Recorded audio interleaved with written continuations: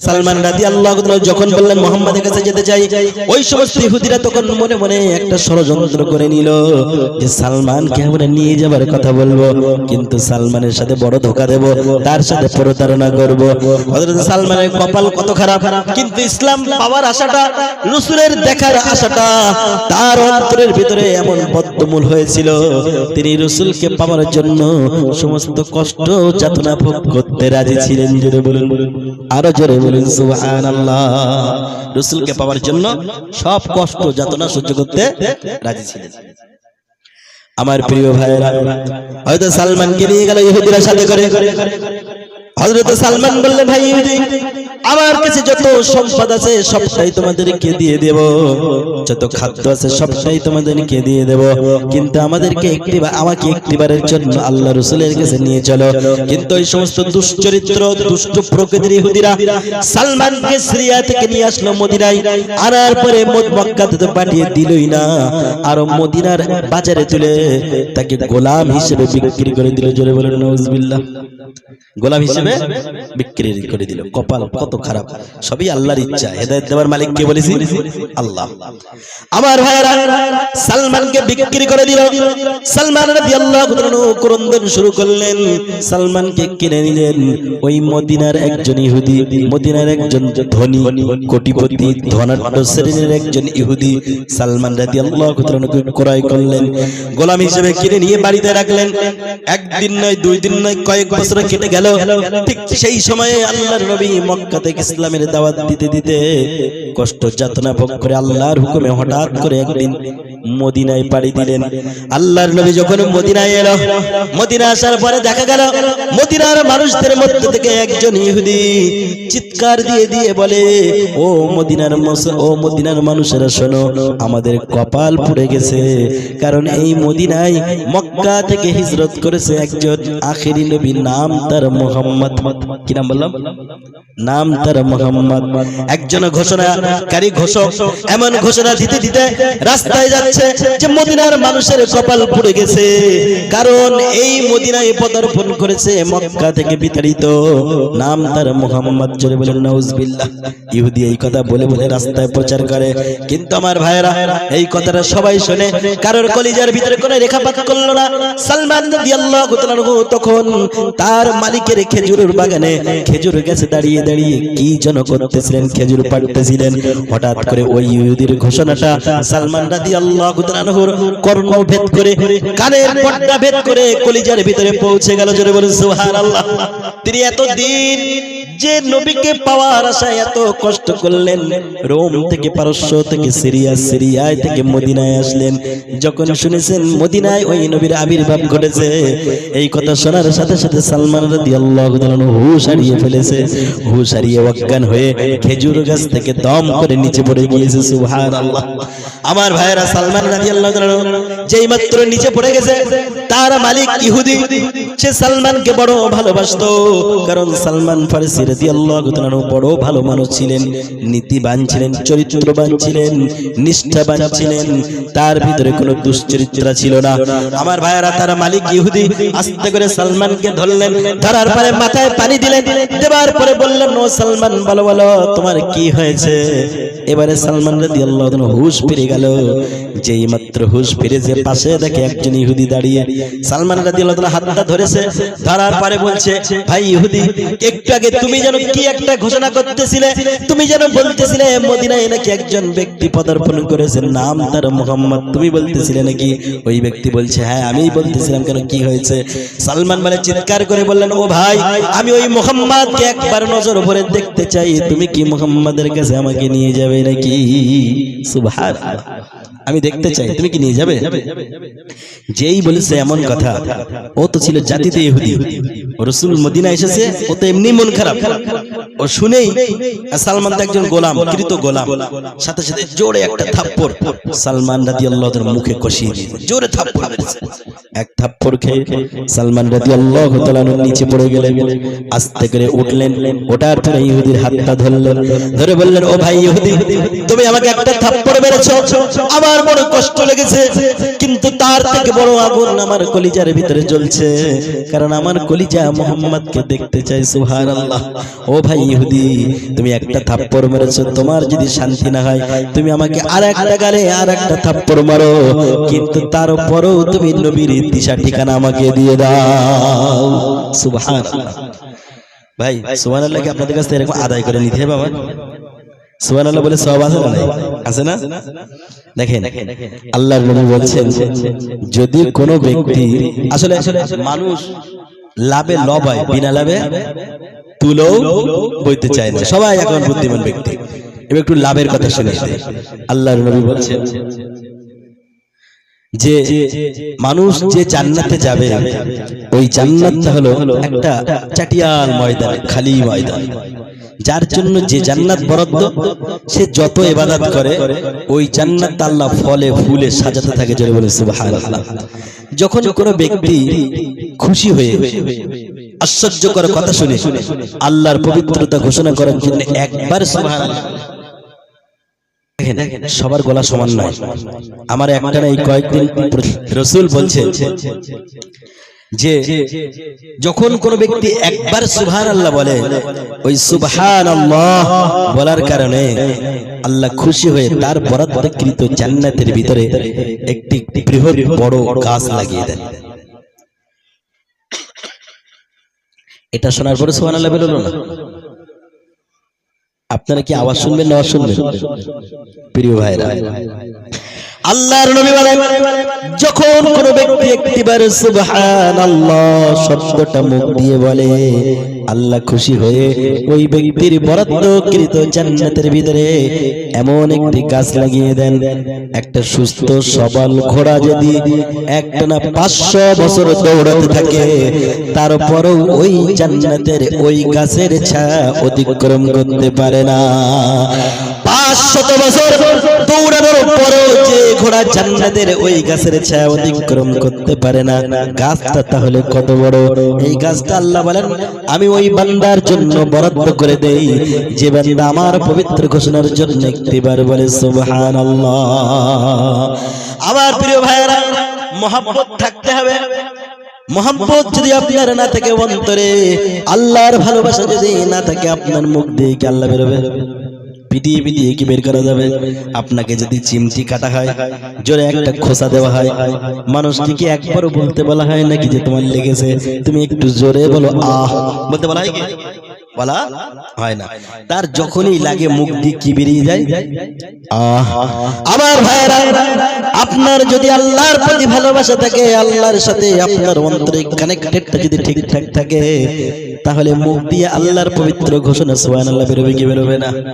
আল্লাহর ফেরেশতা জিবরাইল আল্লাহকে ডাক দিয়ে বললেন, ও আল্লাহ, ওগো আল্লাহ, তুমি তোমার নবী খলিলকে, ইব্রাহিমকে তুমি খলিল উপাধি দিয়েছো কেন? এত ব্যক্তি থাকতে তুমি ইব্রাহিমকে খলিল দিয়েছো কেন? খলিল মানে হলো বন্ধু।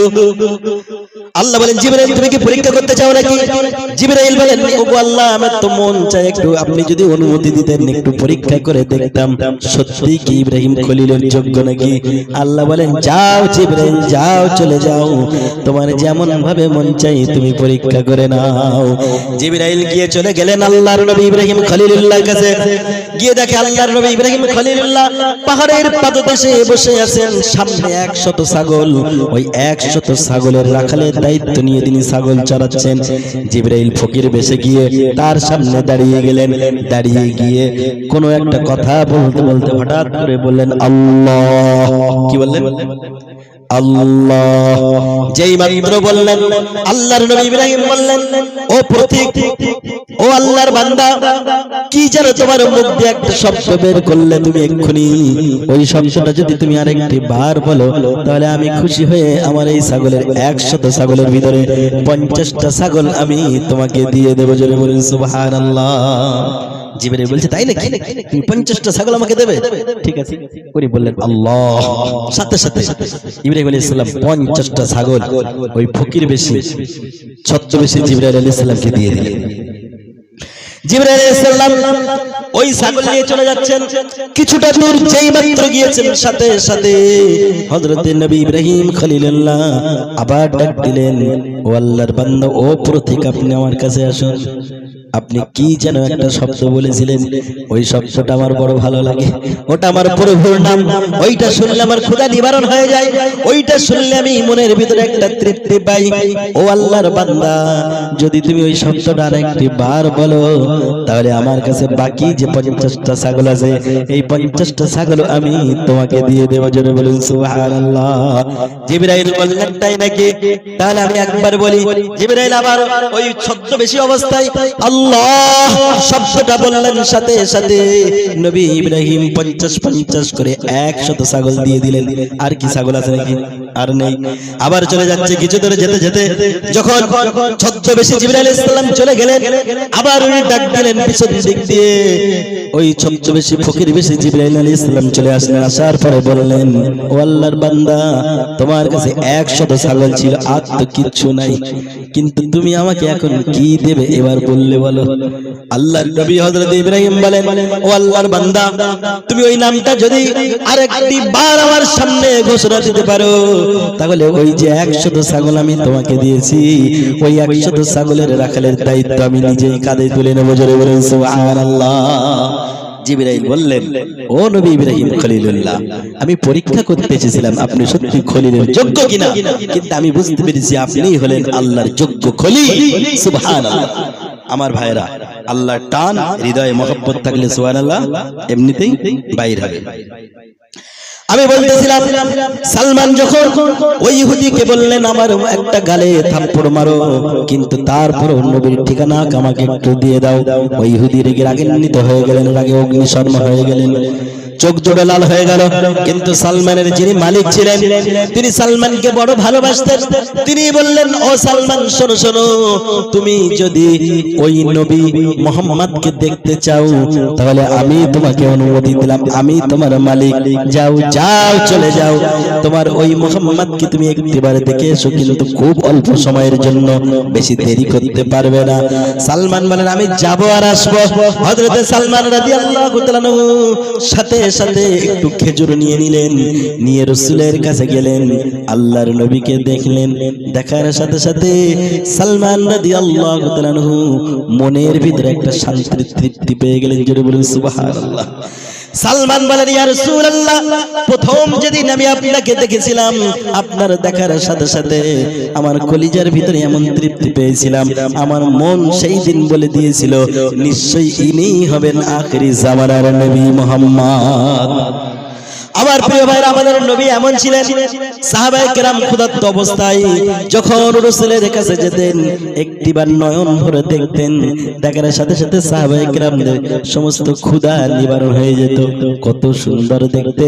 হযরত আয়েশা বলেন, যে সমস্ত নারীরা হযরত ইউসুফ আলাইহিস সালামকে দেখার পরে লেবু কাটতে গিয়ে আঙুল কেটে ফেলেছিল, ওই সমস্ত নারীরা যদি আমার প্রাণ প্রিয় স্বামী নবী মুহাম্মদকে একটিবার দেখার সুযোগ পেয়ে যেত, তাহলে তারা আঙুল কাটতো না, বরং তাদের কলিজাটাই কেটে ফেলতো। জোরে বলুন সুবহানাল্লাহ। আল্লাহর নবী এত সুন্দর দেখতে ছিলেন। হযরত আয়েশা রাদিয়াল্লাহু তাআলা আরো বলেন, আনাগার বলেন যে একদিন গভীর রজনীতে পূর্ণিমার চাঁদ আমি আমার ঘর থেকে দেখতেছিলাম। আমি আমার রাসূলকে সাথে নিয়ে রাতের বেলা ঘরের মধ্য থেকে খেজুরের পাতার ছাউনির মধ্য থেকে আকাশের দিকে চাঁদ দেখতেছিলাম। আল্লাহর নবী বলেন, যে আয়েশা, একবার তুমি আমার দিকে তাকাও, একবার চাঁদের দিকে তাকাও কেন?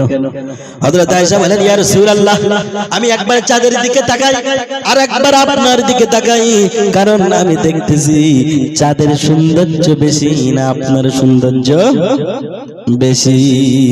আল্লাহর নবী বলেন, আয়েশা, অনেকক্ষণ ধরে তুমি একবার চাঁদের দিকে তাকাও আর একবার আমার মুখের দিকে তাকাও, নিশ্চয়ই তুমি কোনো সিদ্ধান্ত গ্রহণ করেছো, তবে বলো তো দেখি চাঁদের সৌন্দর্য বেশি না আমার সৌন্দর্য বেশি?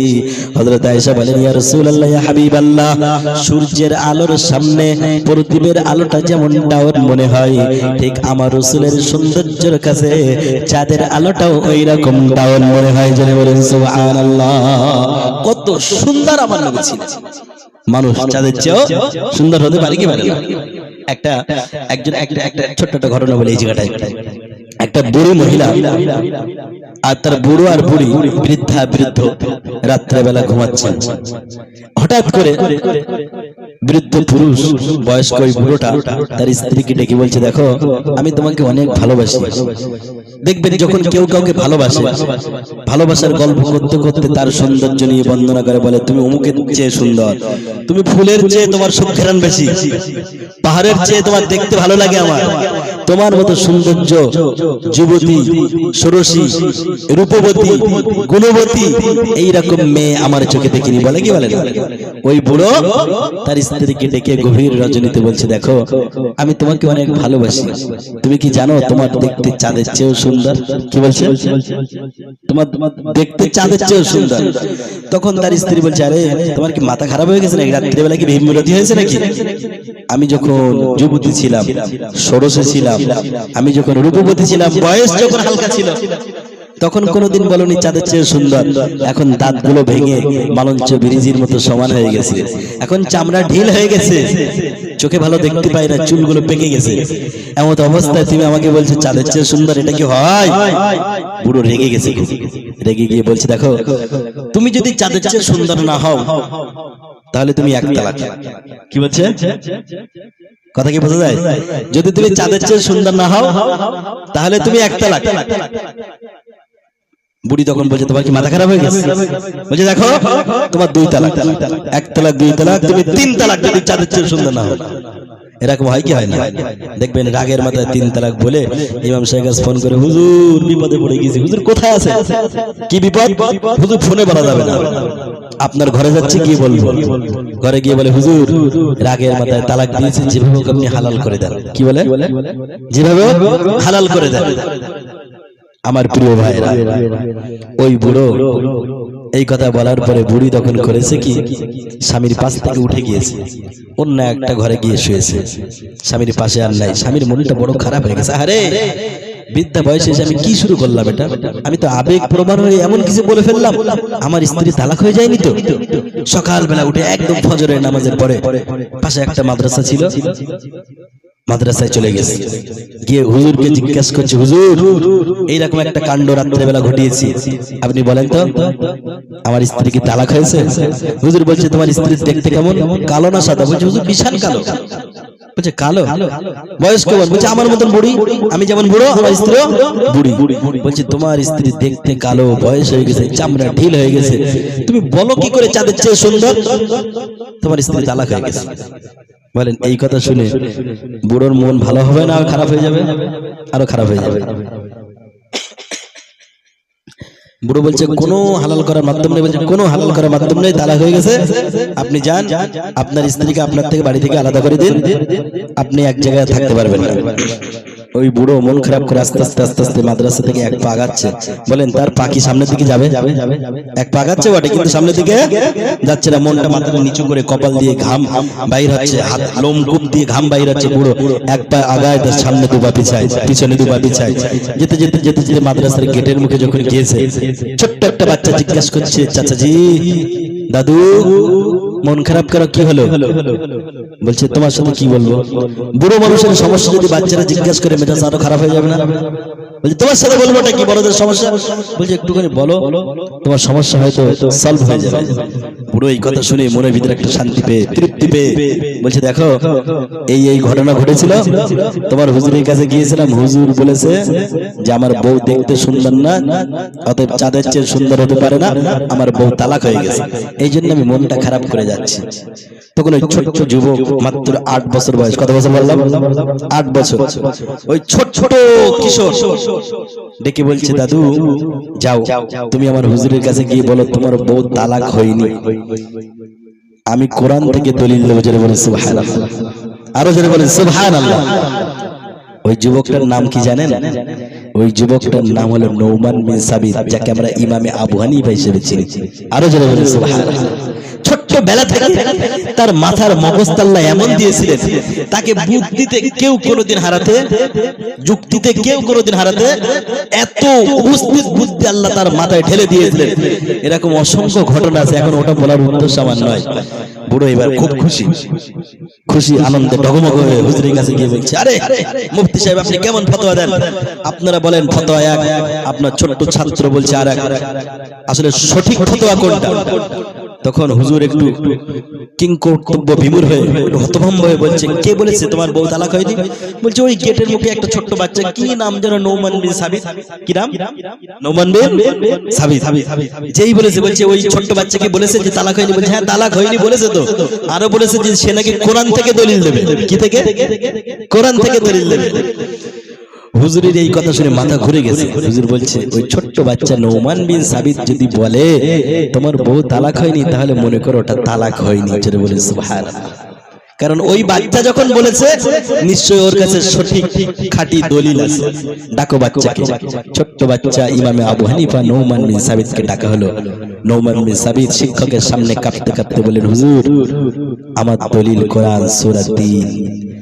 এনার স্ত্রী বুড়ো হয়েছে, এনার স্ত্রী বুড়ি হয়ে গেছে, দাঁতগুলো ভেঙে সমান হয়ে গেছে, চোখে দেখতে পায় না, চামড়া ঢিল হয়ে গেছে, কালো। কিন্তু তারপরেও এনার স্ত্রী মানুষ কি মানুষ নয় ডাকে বলে। এখন আপনারা বলেন মানুষ তো, বুড়ো হলো, দেখতে খারাপ হলো, চামড়া ঢিল হলো, তারপরেও সে তো মানুষ। হুজুর বলছে হ্যাঁ মানুষ। বলছে মানুষ যদি হয় তাহলে চাঁদের চেয়ে সুন্দর, এটা আমার আল্লাহর কোরআন ঘোষণা দিয়েছেন। আল্লাহ বলেন লাকাদ খালাকনাল ইনসানা ফি আহসানি তাকওয়িম। জোরে বলেন আল্লাহু আকবার। আল্লাহ তাআলা রব্বুল আলামিন কয়েকটা জিনিসের কসম করলেন, কসম করার পরে আল্লাহ তাআলা রব্বুল আলামিন বললেন আমি অবশ্যই মানুষকে সুন্দর পরিকাঠামো দিয়ে সব কিছুর চেয়ে সুন্দর বানিয়েছি। আল্লাহ বলেন সব কিছুর চেয়ে সুন্দর বানিয়েছেন, মানে চাঁদের চেয়ে সুন্দর বানিয়েছেন। আল্লাহ বলেন সব কিছুর চেয়ে সুন্দর বানিয়েছেন, মানে হলো এনার স্ত্রী কালো হতে পারে, দেখতে খারাপ হতে পারে, বুড়ি হতে পারে, বৃদ্ধা হতে পারে, কিন্তু এনার স্ত্রী চাঁদের চেয়েও সুন্দর। জোরে বলুন সুবহানাল্লাহ। আমার প্রিয় ভাইরা, সব কিছুর চেয়ে সুন্দর যিনি ছিলেন সেই মানুষটার নাম ছিল মুহাম্মদুর রাসূলুল্লাহ। হযরত সালমান বলেন ইয়া রাসূলুল্লাহ, প্রথম দিন যখন আপনাকে আমি দেখেছিলাম, নয়ন ভরে আপনাকে দেখেছিলাম, মনের ভিতরে শান্তি পেয়েছিলাম, তৃপ্তি পেয়েছিলাম। আল্লাহর নবীকে দেখার পরে জিজ্ঞাসা করলেন ইয়া রাসূলুল্লাহ, ইয়া হাবিবাল্লাহ, আপনার কাছে আমার ছোট্ট প্রশ্ন। তখন তো সালমান নবী হিসেবে পরিচয় দিলেন না, কারণ সালমান দেখা করেছে বটে, কিন্তু তিনটে নমুনা দেখার দরকার আছে না নাই? তিনটে নমুনা সালমান দেখতে চাই। সালমান বললেন ওগো মুহাম্মদ, আমি আপনার জন্য কিছু সাদকার খাবার এনেছি, আপনি এটাকে গ্রহণ করুন। আল্লাহর নবী প্রথমেই বলে দিলেন ও সালমান, তোমাকে আমি চিনি না, কিন্তু শুনে নাও আমি মুহাম্মদ কখনো সাদকার খাবার গ্রহণ করি না। জোরে বলুন সুবহানাল্লাহ। সালমান রাদিয়াল্লাহু তাআলা প্রথমেই যে নমুনা মিলে গেল কি গেল না, যে রাসূল সাদকার কোন খাবার গ্রহণ করবে না। সালমান রাদিয়াল্লাহু তাআলা মনের ভিতরে একটা আনন্দ তৃপ্তি পেয়ে গেল, আর মনে মনে ভাবলো এই তো মুহাম্মদের দিশা মনে হচ্ছে, সঠিক পথে হাঁটতেছি। সালমান রাদিয়াল্লাহু তাআলা চলে গেলেন ইহুদের বাড়িতে। এখন বাড়িতে, ইহুদির বাড়িতে সালমান রাদিয়াল্লাহু তাআলার দেহটা কাজ করে, কিন্তু মনটা কোথায়? মনটা রাসূলের দরবারে। সালমান রাদিয়াল্লাহু তাআলা আবার কয়েকদিন পরে আবার কিছু খেজুর নিয়ে রাসূলের সামনে আসলেন। আসার পরে বললেন ইয়া রাসূলুল্লাহ, এবারও বললেন মুহাম্মদ ইয়া রাসূলুল্লাহ বলেন নাই, কারণ তখন তো পরিচয় দেন নাই। বললেন ওগো মুহাম্মদ, আমি আপনার জন্য কিছু হাদিয়ার খেজুর এনেছি। হাদিয়ার খেজুর, হাদিয়া দেওয়াও সুন্নাত, নেওয়াও সুন্নাত। আমার ভাইরা নিঃস্বার্থভাবে যেটা দিতে হয়। সালমান যখন বললেন মুহাম্মদ আপনার জন্য আমি কিছু হাদিয়ার খেজুর এনেছি, আল্লাহর নবী বললেন ও সালমান, যদি খেজুর যদি হয় হাদিয়ার, তাহলে আমি মুহাম্মদ অবশ্যই ওটাকে সাদরে গ্রহণ করলাম। জোরে বলুন সুবহানাল্লাহ। সালমান রাদিয়াল্লাহু তাআলা দুইটি নমুনা খেলে গেল কি গেল না? দুইটি নমুনা কারেক্ট হয়ে গেল। সালমান রাদিয়াল্লাহু তাআলা চলে গেলেন।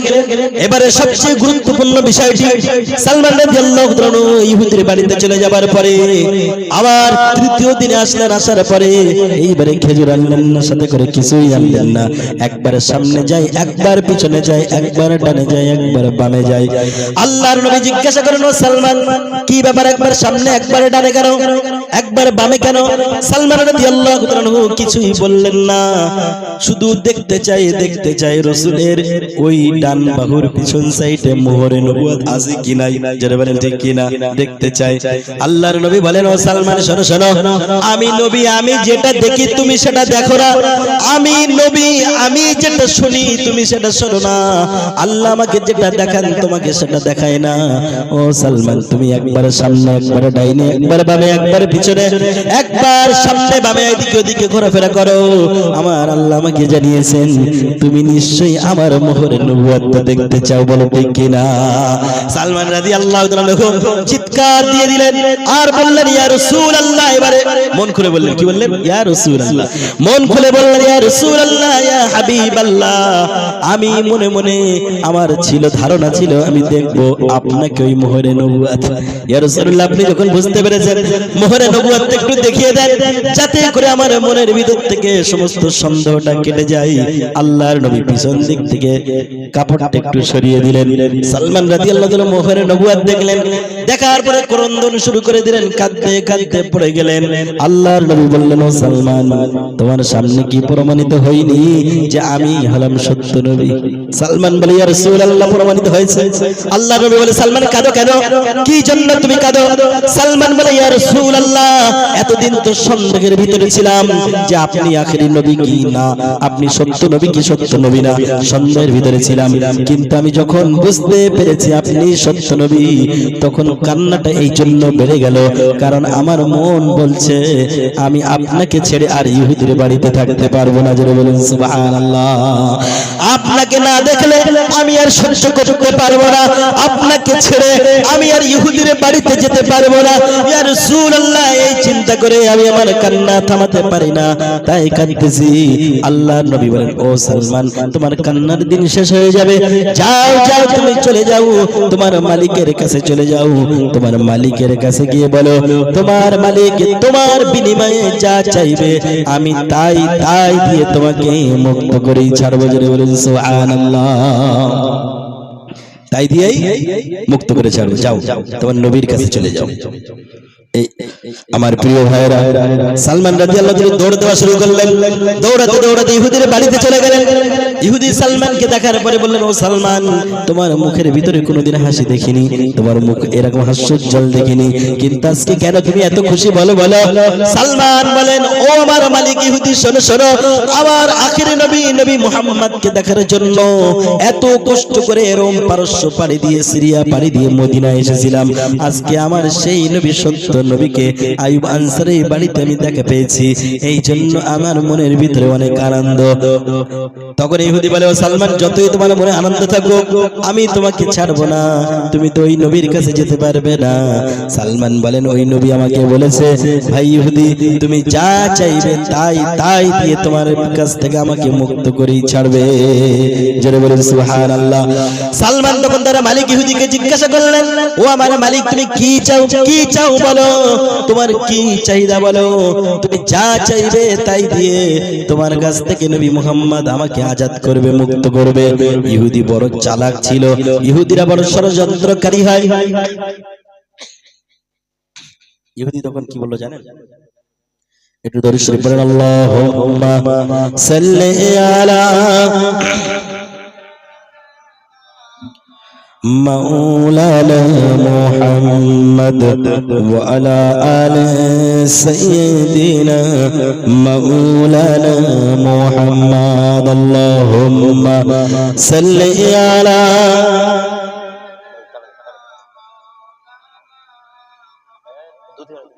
মদিনা যাওয়ার সময় হলে কাটবে ঝড়ের বাস, তবে দিনটি দিও জুমার খোদা, রমজানের দিও মাস। দেখুন ভাইরা, লা তাতামান্নাউল মাউতা, রাসূল বলে তোমরা যতই বিপদে থাকো, যে অবস্থায় থাকো, মৃত্যু কামনা করতে মুসলমান কোনদিন মৃত্যু চাইতে পারে না। কিন্তু এই জিনিসগুলো আল্লাহর কাছে চাওয়া যাবে যে আল্লাহ তুমি আমাকে রমজানের দিনে, রমজান মাসে জুমার দিনে রোজা অবস্থায় মৃত্যু দিও, এটা চাওয়া যাবে। আর যদি কারো রমজান মাসে জুমার দিনে মৃত্যু হয়, তার কপাল খুলে যাবে না ভাইরা? এই জন্যই কবি কত সুন্দর করে বলেন, আপনারা আমিন বলবেন। যারা চান মৃত্যু তো হবেই, আমাদের মৃত্যু হবে না, মৃত্যু থেকে কেউ বাঁচতে পারবে না, কিন্তু ওই মৃত্যুটা রমজান মাসে রোজা অবস্থায় জুমার দিনে হোক, এটা যারা চান আমিন বলবেন। মোদের যাওয়ার সময় হলে কাটবে ঝাড়ের বাস, তবে দিনটি দিও জুমার খোদা, রমজানের দিও মাস। আল্লাহুম্মা আমিন। আমাদের যখন যাওয়ার সময় চলে যাবে, দেখবেন ঝাড়ের বাস কাটবে কি কাটবে না? কাফনের কাপড় কাটবে যখন, করবে গরম পানি, এ পাপীর কান শুনতে দিও তোমার মধুর বাণী। মানুষের মৃত্যুর পরে দেখবেন কেউ কাফনের কাপড় কাটতে যাবে, কেউ বাস কাটতে যাবে, কিন্তু এমন অনেক কপাল পোড়া আছে দেখবেন তারা মরে গেলে তাদের মাথার পাশে বসে আল্লাহর কোরআন পড়ার মতো কেউ থাকে না, ঠিক না? কেউ বাস কাটার দিকে, কেউ কাফনের কাপড় কাটতে গিয়েছে, কেউ রান্নার দিকে, কিন্তু তার পাশে বসে যে কোরআন শোনাবে এইটা কেউ থাকে না। আল্লাহর কাছে এটাই চাওয়া হচ্ছে। কাফনের কাপড় কাটবে যখন, করবে গরম পানি, এ পাপীর কানে শুনতে দিও তোমার মধুর বাণী। পরের হাতে হবে গোসল, এ হাতে সেদিন চলবে না, সবাই বলবে এনার কথা, শুধু ইনি কথা বলবে না, ঠিক না ভাইরা?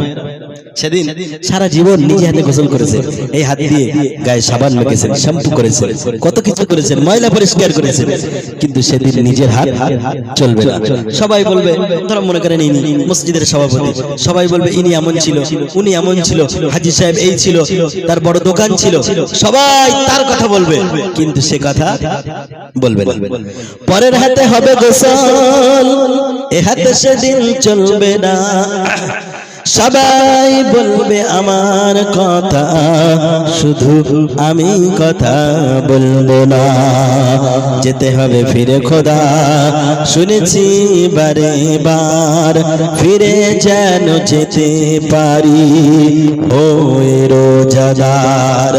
সেহরি করাইয়ে দিও খোদা এই শখের দুনিয়ায়, আর ইফতারি করাইয়ে তুমি আরশের তলায়। আল্লাহুম্মা সাল্লি আলা সাইয়্যিদিনা মাওলানা মুহাম্মদ ওয়া আলা আলি সাইয়্যিদিনা মাওলানা মুহাম্মদ। আমার প্রিয় ভাইরা, হযরত সালমান তখন তার মালিককে ডাক দিয়ে বললেন, ও ভাই ইহুদি, ও আমার মালিক শোনো, আল্লাহর নবী বলেছেন তুমি আমার চার বিনিময়ে যে জিনিসের বিনিময়ে আমাকে মুক্ত করতে চাও, আল্লাহর নবী তোমাকে তাই দিয়ে তোমার কাছ থেকে আমাকে মুক্ত করবে, বলো কি চাও? ইহুদি বড় ষড়যন্ত্রকারী ছিল, ইহুদিরা একটু বুদ্ধিমান হয়, এই জন্য তো আজ পৃথিবীর বুকে মাত্র 90 লক্ষ মানুষ গোটা পৃথিবীর মানুষকে কূটচক্রে দিয়ে শাসন করছে, কি করছে না? আমার ভাইয়েরা, ইহুদিরা একটু কৌশলবাদী হয়, সেই সময় ওই ইহুদি তখন অনেক ষড়যন্ত্র করে, অনেক পরিকল্পনা করে সালমানকে বলল, ও সালমান, তোমার নবী যদি তোমাকে মুক্ত করতে চায়, যাও তোমার নবীর কাছে চলে যাও, আর তোমার নবীকে বলো আমি 600 খেজুর গাছ, খেজুর বিশিষ্ট গাছ যদি আমাকে দিতে পারে, তাহলে আমি তোমাকে আমার কাছ থেকে মুক্ত করে দেব। ইহুদি মনে মনে ভাবলো, একটা একটা খেজুর গাছে খেজুর আসতে একটা প্রায় 10 বছর 20 বছর লেগে যায় কি যায় না? অতএব মুহাম্মদ যদি সালমানকে মুক্ত করতে চাই খেজুর গাছ বিশিষ্ট খেজুর বিশিষ্ট বাগান দেওয়া লাগবে, আর যদি দিতে পারে আমি তাকে মুক্ত করব। আর 10-20 বছরের মধ্যে ওই মুহাম্মদ কোনদিন এমন খেজুর বিশিষ্ট খেজুর বাগান আমাকে দিতে পারবে না, অতএব আমি সালমানকে মুক্ত করব না। আমার ভাইরা এই কথা শোনার সাথে সাথে সালমান রাদিয়াল্লাহু তাআলা ক্রন্দন শুরু করে দিলেন। কাঁদতে কাঁদতে আল্লাহর নবী বাড়িতে চলে গেলেন। যাবার পরে রাসূলের কাছে গিয়ে সালাম দিলেন, আসসালামু আলাইকা ইয়া রাসূলুল্লাহ বলে কান্না শুরু করে দিলেন। আল্লাহর নবী বলেন, ও সালমান তুমি কাঁদো কেন, কি হলো বলো, ইহুদি কি চেয়েছে তোমার কাছে বলো। সালমান বলেন, ইয়া রাসূলুল্লাহ আমার মালিক ইহুদি এমন একটা জিনিস দাবি করেছে, আমার মুক্ত করার জন্য এমন কিছু দাবি করেছে যেটা কোনোদিন সম্ভব নয়। কারণ সালমান জানে যে আল্লাহর নবী অত্যন্ত গরিব মানুষ, নবী গরিব, কিভাবে আমাকে 600 খেজুর বাগান দেবেন, সম্ভব কি? সম্ভব না। এই কথা চিন্তা করে সালমান রাদিয়াল্লাহু তাআলা কান্না শুরু করে দিলেন। আল্লাহর নবী বললেন, ও সালমান শোনো শোনো, তোমার কান্না থামিয়ে দাও, ক্রন্দন থামিয়ে দাও, কারণ আমি নবী রাজি আছি তোমার মালিককে বলো একটা 600 খেজুর গাছ লাগানোর জন্য জমিন দিতে, আর তোমার মালিককে বলো 600 খেজুরের বীজ দিতে, আর একটা নির্ধারিত দিন ঠিক করতে বলো, আমি ওই দিনে গিয়ে তার ওই খেজুরের আটিগুলো লাগিয়ে দেব, আর ওর থেকেই খেজুর গাছ আল্লাহ তৈরি করে দেবেন। জোরে বলেন সুবহানাল্লাহ। সালমান রাদিয়াল্লাহু তাআলা নবীজির এই কথা শুনে মনে মনে খুব খুশি, কিন্তু মনের ভিতরে এখন একটা সন্দেহ আছে যে কি করে এটা সম্ভব। কারণ তিনি তো নবমুসলিম, সবেমাত্র ঈমান এনেছে, ঈমান তো এখনো মজবুত নয় সেইভাবে। আমার ভাইরা, সালমান ফারসি রাদিয়াল্লাহু তাআলা ইহুদির বাড়িতে চলে গেলেন, গিয়ে বললেন, ও ইহুদি শোনো শোনো, আখেরি নবী নবী মুহাম্মদ সাল্লাল্লাহু আলাইহি সাল্লাম তোমার দেওয়া শর্তে রাজি হয়েছে, আর নবী বলে দিয়েছে তুমি একটা খেজুর বাগান জমিন তৈরি করো আর খেজুরের আটি সংগ্রহ করো, ওই নবী নির্ধারিত দিনে অমুক দিনে এসে তোমার ওই দেওয়া জমিনে খেজুরের আটিগুলো লাগায়া গাছ রোপণ করে দেবেন, গাছের ব্যবস্থা করবেন। ইহুদি তখন মন খারাপ হয়ে গেল। ইহুদি মনে মনে ভাবলো, হারে এমন একটা শর্ত দিলাম, আমি ভেবেছিলাম মুহাম্মদ কোনোদিন রাজি হবে না, কিন্তু মুহাম্মদ যখন রাজি হয়েছে হয়তো উনি নবী, সঠিক নবী, হয়তো উনি এটা করেই ছাড়বে। জোরে বলেন সুবহানাল্লাহ। ইহুদির মনের ভিতরে একটা, কারণ ইহুদি তো তারা পণ্ডিত হয়, তারা পূর্বের সমস্ত আসমানি কিতাব পড়াশোনা করেছে, সে তখন ভাবছে মুহাম্মদ যখন বলেছে হয়তো এটা হতে পারে। কিন্তু ইহুদি পরিকল্পনা শুরু করে দিল। আমার ভাইয়েরা, ইহুদি করল কি, নির্ধারিত দিনের আগে খেজুরের আটি সংগ্রহ করলেন, 600 খেজুরের আটি নিয়ে বাড়ির ভিতরে বড় একটা উনুন তৈরি করলেন। উনুন বোঝেন তো, চুলো চুলো। আমার ভাইয়েরা বড় একটা উনুন তৈরি করলেন, আর ওই উনুনের ভিতরে একটা বড় পাতিল দিয়ে দিলেন, পাতিলের ভিতরে খেজুরের আটিগুলো দিয়ে দিলেন, দেওয়ার পরে নিচে আগুনটা লাগিয়ে দিলেন, আগুন জ্বালানো শুরু করলেন, আর সালমান খেজুরের আটিগুলো আগুন উত্তপ্ত করে। সালমানের মালিক ওই ইহুদি মনে মনে ভাবে, আমি এই খেজুরের আটিগুলো এমন ভাবে পুড়িয়ে দেব, সালমানের নবী আখেরি নবী নবী মুহাম্মদ কোনদিন এই পুড়ে যাবা খেজুরের আটি দিয়ে আর কোনদিন গাছ রোপণ করতে পারবে না। এই ষড়যন্ত্রটা কার? ইহুদির। আল্লাহ বলেন, ওয়া মাকারু ওয়া মাকারাল্লাহ। আল্লাহ তাআলা রব্বুল আলামিন বলেন, কাফেররা ষড়যন্ত্র করে, কাফেররা চক্রান্ত করে, কিন্তু আমি আল্লাহ কৌশল করি। আল্লাহু খায়রুল মাকিরিন। আমি আল্লাহই হলাম সর্বোত্তম কৌশলী। জোরে বলেন সুবহানাল্লাহ। ইহুদি করলেন কি, খেজুরের আটিগুলো সব পুড়িয়ে কালো করে ফেললেন। কালো করার পরে সালমানকে বলে দিল। সালমান যখন ওই দৃশ্য দেখলো, সালমান ক্রন্দন শুরু করে দিল। আমার ভাইরা, সালমান কাঁদতে কাঁদতে গিয়ে রাসূলের কাছে গিয়ে বললেন, রাসূলের কাছে গিয়ে এটাও বললেন, ইয়া রাসূলুল্লাহ, ওই ইহুদি খেজুরের আটি সংগ্রহ করেছে বটে, কিন্তু খেজুরের আটি এগুলো সব পুড়িয়ে দিয়েছে, ওই পোড়া আটি দিয়ে কেমনে আপনি গাছ রোপণ করবেন ইয়া রাসূলুল্লাহ? আল্লাহর নবী বললেন, ও সালমান, ও সালমান, তুমি টেনশন করো না, আমি নবী চাইলে আল্লাহ ওটা করে দেবেন। জোরে বলেন সুবহানাল্লাহ। আল্লাহর নবী নির্ধারিত দিনে চলে গেলেন ওই ইহুদির বাড়িতে, সাথে অসংখ্য সাহাবায়ে কেরামদেরকে নিয়ে। ইহুদি ইহুদির বাড়িতে চলে গেলেন। ইহুদিকে বললেন, ও ইহুদি, চলো চলো, তোমার সেই নির্ধারিত জমিনে চলো আর তোমার খেজুরের আটিগুলো নিয়ে চলো। ইহুদি মনে মনে হাসে আর বলে, মুহাম্মদ, তুমি এখনো বুঝতে পারো নাই, খেজুরের আটিগুলো এমন ভাবে পুড়িয়ে দিয়েছি, ওই পুড়ে যাওয়া খেজুরের আটি দিয়ে কোনোদিন তুমি গাছ বানাতে পারবে না। ইহুদি মনে মনে হাসে। আমার ভাইয়েরা, আল্লাহর নবীর হাতে খেজুরের আটি দিয়ে দিলেন। জমিনে গিয়ে আল্লাহর নবী খেজুরের আটি নিয়ে নিলেন আর সমস্ত সাহাবায়ে কেরামদেরকে বলে দিলেন, হে আমার সাহাবারা শোনো, গর্ত করব আমি আর খেজুরের বিচিগুলো আমি দেব, আর তোমরা ওই বিচির উপরে হালকা একটু মাটি ছড়িয়ে দেবে। কিন্তু শর্ত হলো এই, পিছনের দিকে কেউ তোমরা তাকাবে না যতক্ষণ না পর্যন্ত এই 600 খেজুরের আটি লাগানো না হয়, ততক্ষণ পিছনের দিকে তোমরা কেউ তাকাতে পারবে না। আমার প্রিয় ভাইরা, আল্লাহর নবী যখন খেজুরের আটি হাতে নিলেন, তিনি দেখতে পেলেন খেজুরের আটিগুলো সব পুড়ে যাওয়া। কি দেখলেন? খেজুরের আটিগুলো সব পুড়ে যাওয়া। ইহুদি মনে মনে ভাবছে, মুহাম্মদ, তুমি কত বড় সত্য নবী, তোমার কত বড় ক্ষমতা, কত বড় তোমার মুজিজা, আজকে দেখব। ইহুদি একটা পরিকল্পনা করেছে। আল্লাহ নবী সাল্লাল্লাহু আলাইহি সাল্লাম আটিটা নিলেন আর মুখের জিহ্বা লম্বা করে জিহ্বা থেকে একটু থুতু নিয়ে ওই আটিতে লাগিয়ে দিলেন। জোরে বলেন সুবহানাল্লাহ। রাসূলের থুতু মোবারকের ক্ষমতা আছে না নাই? পাওয়ার আছে না? আছে। আমাদের থুতু হাতে লাগাবেন, নাকে দেবেন, নিজের থুতু দুর্গন্ধ সহ্য করতে পারবেন না, ঠিক না ভাইরা? হাত সরিয়ে নেবেন। কিন্তু রাসূলের মুখের লালা সুগন্ধ এত বেশি, মিশকে আম্বরের থেকেও তার মুখের সুগন্ধ অনেক বেশি। জোরে বলেন সুবহানাল্লাহ। এত পাওয়ারফুল সম্পন্ন। একবার এক যুদ্ধের ময়দানে একজন সাহাবী যুদ্ধের ময়দানে লড়াই করতে করতে করতে করতে একজন কাফেরের তরবারির আঘাতে ওই সাহাবীর চোখটা একদম উপরে মাটিতে পড়ে গেছে। ওই সাহাবী ওই উপরানো চোখটা মাটি থেকে তুলে হাতে করে নিয়ে আল্লাহর রাসূলের কাছে নিয়ে এসে বলছেন, ইয়া রাসূলুল্লাহ, আমি যুদ্ধ করছিলাম, আমার দুইটি চোখ ছিল, এই চোখটা ভালো দেখতে পেতাম না, যে চোখটা একটু ভালো দেখতাম সেই চোখটাই কাফেরের তরবারির আঘাতে এই মাটিতে পড়ে গেছে, আমি এই চোখটা নিয়ে আপনার কাছে এসেছি।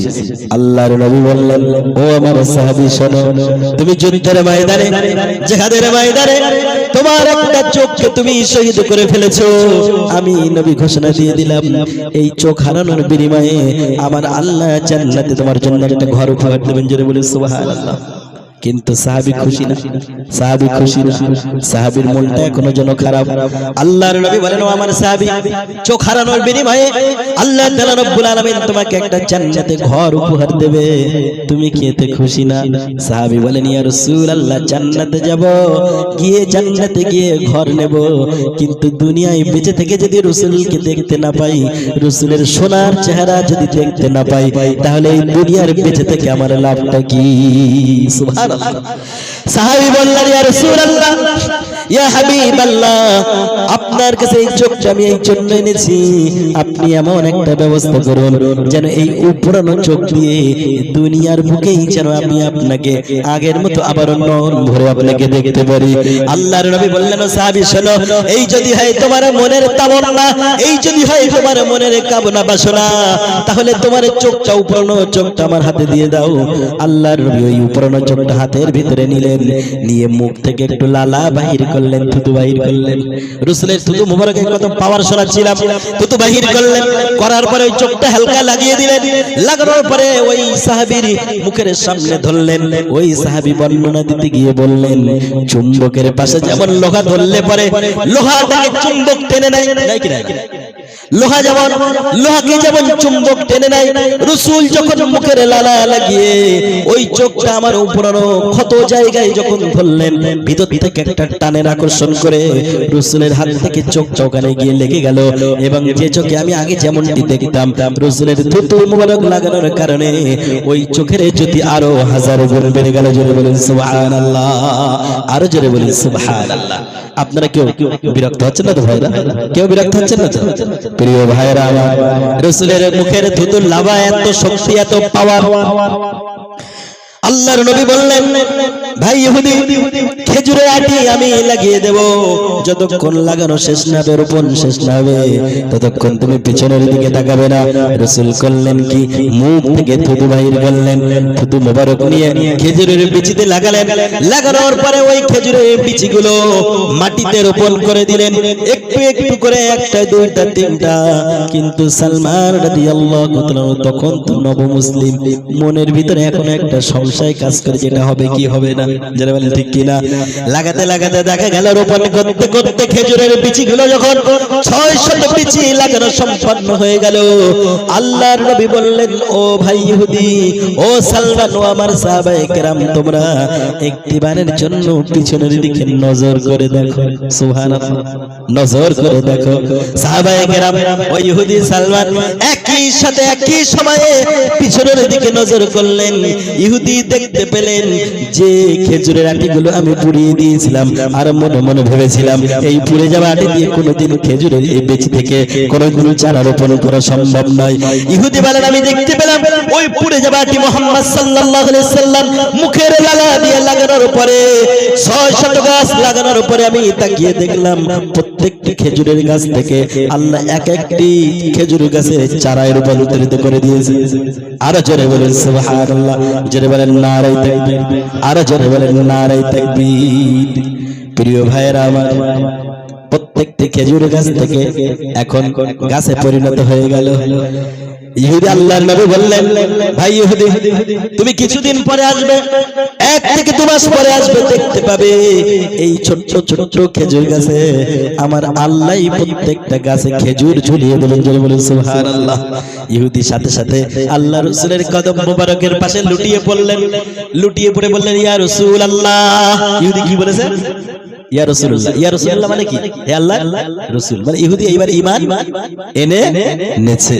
আবার ভাইরা, যে ইহুদি এতদিন পর্যন্ত মুহাম্মদ মুহাম্মদ বলে ডাকতো, ওই ইহুদি এবার রাসূলের পায়ের পাশে লুটিয়ে পড়ে বললেন, ইয়া রাসূলুল্লাহ, ইয়া হাবিবাল্লাহ, আপনি কেবলমাত্র আমার বাড়ি থেকে সালমানকে নিয়ে যাবেন না, আমার গোলাম সালমানকে শুধু শুধু নিয়ে যাবেন না, বরং সালমানকে তো মুক্ত করেই দিলাম, আর সালমানের সাথে সাথে আমি নিজেও আপনার গোলাম হতে চাই।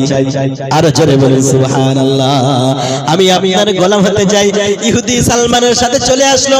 এই জন্য তো আমার ভাইয়েরা, প্রথমে আমি বলেছিলাম, একটি আয়াত পড়েছিলাম যে আল্লাহর নবী যেদিন ইন্নাকা লা তাহদি মান আহবাবতা, এই আয়াতটা পড়তেছিলেন, সামনে বসেছিলেন হযরত সালমান ফারসি রাদিয়াল্লাহু তাআলা আনহু, তখন তিনি মিসকি মিসকি হাসতেছিলেন।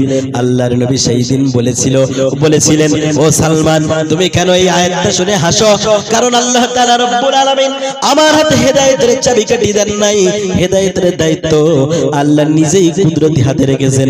ও সালমান, তুমি কি খুশি নাকি? তুমি হাসো কেন? তুমি কেন হাসো বলো? সালমান সেই দিন বলেছিলেন, ইয়া রাসূলুল্লাহ, আপনার হাতে যে আল্লাহ হেদায়েতের দায়িত্ব দেন নাই, এতে আমি অনেক খুশি। আল্লাহর নবী একটু অবাক হয়ে গেলেন। সালমান বললেন, ইয়া রাসূলুল্লাহ, আপনি মন খারাপ করবেন না, আমি কেন খুশি এটা একটু শোনেন।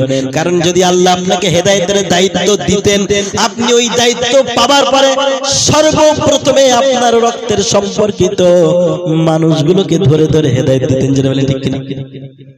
শুধু তাই নয়, আপনার রক্তের সম্পর্কিত মানুষগুলোকে হেদায়েত দেওয়ার পরে আপনার চাচা আবু জেহেল, আবু তালিব, উতবা, শাইবা সকলকে ডেকে ডেকে হেদায়েত দিতেন। ইয়া রাসূলুল্লাহ, আপনি তারপরে মদিনার মানুষদেরকে ডেকে ডেকে হেদায়েত দিতেন, আপনার কাছের মানুষগুলোকে আগে হেদায়েত দিতেন, তারপরে মক্কা, মদিনা, গোটা আরব ভূমিতে হেদায়েতের বাণী ছড়াতেন।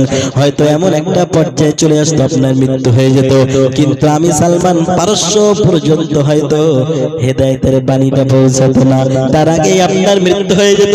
ইয়া রাসূলুল্লাহ, ইয়া হাবিবাল্লাহ, কিন্তু আল্লাহ তাআলা রব্বুল আলামিন হেদায়েতের দায়িত্ব আপনার হাতে না দিয়ে আল্লাহ নিজের হাতে রেখেছেন। আর যার লাভটা হলো এই, আমি সালমান পারস্য থেকে টেনে এনে আল্লাহ আমাকে হেদায়েতের নূর দিয়েছেন। যারা বলেন সুবহানাল্লাহ। শুধু তাই নয়, বেলাল ছিল হাবশী গোলাম, সেই বেলালকে উমাইয়ার কাছ থেকে নিয়ে আল্লাহ হেদায়েতের নূর দিয়ে ভরেছেন। আমার ভাইরা, হেদায়েত দেওয়ার মালিককে, কিন্তু হেদায়েতের চাইতা মনের ভিতরে, হেদায়েতের ক্ষুধা, হেদায়েত পাওয়ার আশা মনের ভিতরে থাকার দরকার আছে না নাই? দরকার। আল্লাহ তাআলা রব্বুল আলামিন তার নবীকে লক্ষ্য করে কত সুন্দর করে বললেন, নবী আমি আপনাকে কোনো রাজ্যের জন্য বানাইনি, নবী আমি আপনাকে কোনো দেশের জন্য প্রেরণ করিনি, নবী আমি আপনাকে আরব ভূমির জন্য প্রেরণ করিনি। এই পৃথিবীর বুকে যত নবী এসেছেন, কোন নবীকে আল্লাহ গোত্রের জন্য পাঠিয়েছেন, কোন নবীকে আল্লাহ মাদাইনের জন্য পাঠিয়েছেন, কোন নবীকে আল্লাহ কেনানবাসীর জন্য পাঠিয়েছেন। যারা বলেন ঠিক কিনা? এই পৃথিবীর প্রত্যেকটা নবীকে আল্লাহ গোত্র বিশেষ পাঠিয়েছেন, এলাকা বিশেষ পাঠিয়েছেন, গোষ্ঠী বিশেষ পাঠিয়েছেন, দেশ বিশেষ পাঠিয়েছেন। কিন্তু আমাদের নবী মুহাম্মদুর রাসূলুল্লাহকে আল্লাহ বলেন, ওয়া মা আরসালনাকা ইল্লা রাহমাতাল লিল আলামিন। নবী আমি আপনাকে গোটা পৃথিবীর জন্য, গোটা বিশ্ব জগতের জন্য আমি আপনাকে রহমত স্বরূপ প্রেরণ করেছি। যারা বলেন সুবহানাল্লাহ। এই আয়াত কারিমার ভিতরে আল্লাহ বললেন রহমাতাল লিল আলামিন। এই জায়গাটা বোঝার আছে। আলাম, আলামুন মানে হলো দুনিয়া। কটা দুনিয়া? একটা, এক বছর। আর আলামিন মানে হলো বহু বছর।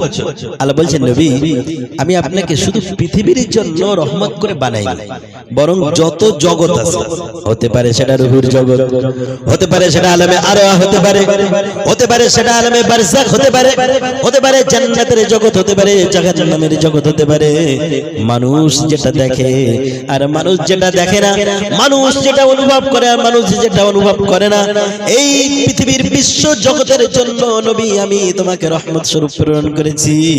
ও নবী, ও উম্মতেরা তোমরা শোনো, নবীকে পাঠিয়েছে রহমাতাল লিল আলামিন। আর আমি আল্লাহ হলাম আলহামদুলিল্লাহি রাব্বিল আলামিন। আল্লাহ তাআলা রব্বুল আলামিন বলেন আমি হলাম গোটা বিশ্ব জগতের রব। রব মানে কি?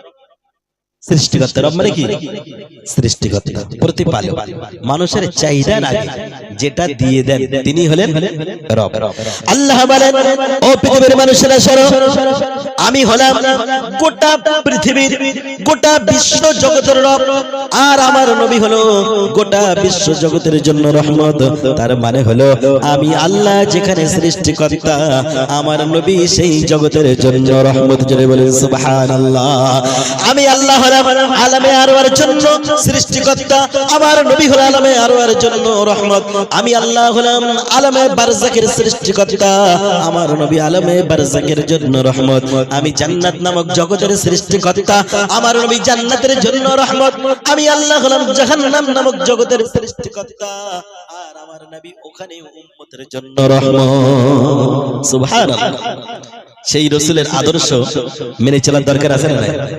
রাসূলের আদর্শ বাদ দিয়ে পৃথিবীর অন্য কোন হাবিজাবি মানুষের আদর্শ মানলে শান্তি আসবে না? আসবে কি শান্তি? আমরা বললাম আই লাভ মুহাম্মদ সাল্লাল্লাহু আলাইহি ওয়াসাল্লাম, হে নবী আমি তোমাকে অনেক ভালোবাসি। এই ভালোবাসা কাজে দেখানোর দরকার আছে না? আছে। যদি না দেখান এই ভালোবাসা কি করে মূল্য আছে? কোনো মূল্য নেই। আমি হয়তো আপনাদের এলাকায় নতুন, একেবারে নতুন, আমি আশপাশে অনেক বক্তব্য রেখেছি। এই কয়েকদিন আগে নোয়াপাড়া একদম মার্কেটে বক্তব্য রেখে গিয়েছে, হয়তো অনেকেই চেনেন আমাকে। এখানেও একবার এসেছি অনেক আগে, পাশেই এসেছি আমার একটা বন্ধুর সাথে। এখানে একটা এই ঢালাই রাস্তা দিয়ে ঢুকে এখানে একটা প্রোগ্রাম হয় না? হ্যাঁ, এই জায়গাটা একটা ভালো মসজিদ আছে, সুন্দর সুসজ্জিত, ছোটখাটো। এখানেও একবার এসেছি, আমার এক বন্ধুর সাথে এসেছিলাম, তখন আমি অনেক ছোট ছিলাম। যাই হোক প্রিয় ভাইরা, যেখানেই আলোচনা করি সামনে কোরআন শরীফ তুলে আলোচনা করি। আমি একটু তাফসীরমূলক আলোচনা করি, শ্রোতার অবস্থা বুঝে। যদি দেখি শ্রোতা টানতে পারছে তাফসীরমূলক, আর যদি দেখছি না টানতে পারছে না, তখন এবার অন্যদিকে ব্যাক করি, সেটা সময় বলে। আমার প্রিয় ভাইরা, এই পৃথিবীর বুকে যত মানুষ আছে জিজ্ঞাসা করবেন, হিন্দু ভাইদেরকে জিজ্ঞাসা করবেন তোমরা কাকে বেশি ভালোবাসো, তখন তারা সাথে সাথে জবাব দিয়ে দেবে আমরা ভগবানকে ভালোবাসি। বলবে কি বলবে না? খ্রিস্টানদেরকে জিজ্ঞাসা করবেন তোমরা কাকে ভালোবাসো, তারা বলবে আমরা গডকে ভালোবাসি। আমার ভাইরা, মুসলমানদেরকে যদি জিজ্ঞাসা করা হয় তোমরা কাকে বেশি ভালোবাসো, দেখবে আমার বলবে আমার রব আল্লাহকে বেশি ভালোবাসি। বলবে কি বলবে বলবে না। আল্লাহ বলেন ও পৃথিবীর মানুষেরা শোনো, ও নবী তুমি শোনো, তোমার উম্মতদেরকে তুমি বলে দাও, কুল ইন কুনতুম তুহিব্বুনাল্লাহ ফাত্তাবিউনি ইউহিব্বুকুমুল্লাহু ওয়া ইয়াগফির লাকুম যুনুবাকুম। আল্লাহু আকবার। আল্লাহ তার নবীকে লক্ষ্য করে বললেন, কুল নবী আপনি বলে দিন। কাদেরকে বলবেন? আপনার উম্মতদেরকে বলে দিন। যে সমস্ত উম্মতরা বলে যে আমরা আল্লাহকে ভালোবাসি, যারা বলে তুহিব্বুনাল্লাহ, যারা বলে আমরা আল্লাহকে ভালোবাসি, নবী আপনি তাদেরকে বলে দিন ফাত্তাবিউনি, হে আমার উম্মতরা তোমরা আমি নবী আমার অনুসরণ অনুকরণ করো। যদি অনুসরণ অনুকরণ করতে পারো আল্লাহর ভালোবাসা লাগবে না, বরং ইউহিব্বুকুমুল্লাহ, আল্লাহ নিজেই তোমাদেরকে ভালোবাসবে। জোরে বলুন সুবহানাল্লাহ। নবীর অনুসরণ করবেন। নবী যেভাবে খেয়েছেন, নবী যেভাবে বসেছেন, নবী স্ত্রীর সাথে কেমন আচরণ করেছেন, নবী সন্তানের সাথে কেমন আচরণ করেছেন, নবী নেতা হিসেবে কেমন ছিলেন, নবী ইমাম হিসেবে কেমন ছিলেন, নবী একজন বন্ধু হিসেবে কেমন ছিলেন, নবী রাষ্ট্রপ্রধান হিসেবে কেমন ছিলেন, আমাদের নবী তিনি একজন সমাজ সেবক হিসেবে কেমন ছিলেন, নবী প্রতিবেশীর সাথে কেমন আচরণ করেছেন, এমনি কি নবী তার সন্তানদের সাথে কেমন আচরণ করেছেন, নবী স্ত্রীদের সাথে কেমন আচরণ করেছেন, সবটাই যদি তুমি মানতে পারো, অনুসরণ অনুকরণ যদি করতে পারো, তাহলে আমি আল্লাহ তোমাদেরকে ভালোবাসবো। আল্লাহর ভালোবাসলে কি লাভ হবে? কি হবে? লাভ হবে না? একটা উদাহরণ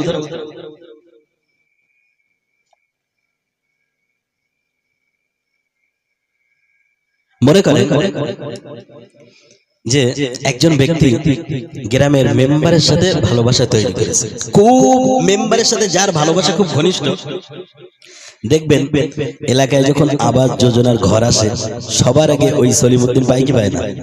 কারণ মেম্বারের সাথে সম্পর্কটা গাঢ়।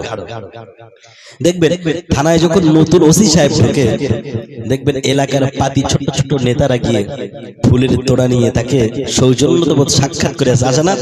কারণ জানে এলাকার ওই থানার ওসির সাথে যদি সম্পর্কটা গাঢ় করতে পারি, তাহলে আমার যত যুবক ভাইরা আছে, আমার যত দলের যত দুষ্টুমি ছেলের দুষ্টু যুবকরা আছে, তারা যত বদমাইশি করবে সব মাফ হয়ে যাবে। কি হয়ে যাবে? ওসি সাহেব সব মাফ করে দেবে। দেখবেন অনেক মসজিদের ইমাম সাহেব সেক্রেটারি কমিটির সাথে সুসম্পর্ক তৈরি করে। কারণ সেক্রেটারি কমিটির সাথে সুসম্পর্ক তৈরি করলে এক জুমা যদি কাজাও করে দেয় তাও গন্ডগোল হবে না, বাদ পড়বে। আমার ভাইরা, এই পৃথিবীর বুকে যদি সামান্য একজন মেম্বার আজ আছে কাল নাই, ঠিক না? আজ আছে কাল নাই। সামান্য একজন এমএলএর সাথে মেম্বারের সাথে সম্পর্ক করলে পরে আবাস যোজনার ঘর এমনি করে দেখা যায় ত্রিফুলের, এমনি করে তেরানের ত্রিফুলটা যদি সবার আগে পাওয়া যায়, ওসি সাহেবের সাথে সম্পর্ক করলে অসংখ্য অপরাধ মাফ হয়ে যায়। ইমাম সাহেব কমিটির সাথে সম্পর্ক করলে অনেক দুষ্টুমিও মাফ হয়ে যায়। এত কিছু করলে দুনিয়ার মানুষের সাথে সম্পর্ক করলে যদি এত এত লাভ পাওয়া যায়, তাহলে আল্লাহ যদি কোনো বান্দাকে ভালোবাসে কোনো লাভ আছে না? নাই আছে।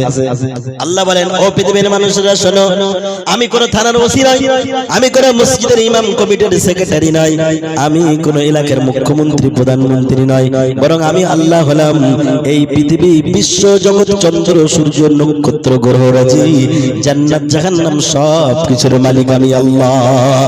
আমি আল্লাহ আমার সাথে যখন তোমাদের মহব্বত হয়ে যাবে, আমি আল্লাহ যখন দেখব তোমরা আমার নবীর অনুসরণ করো অনুকরণ করো, আমি আল্লাহ তোমাদেরকে ভালোবাসবো।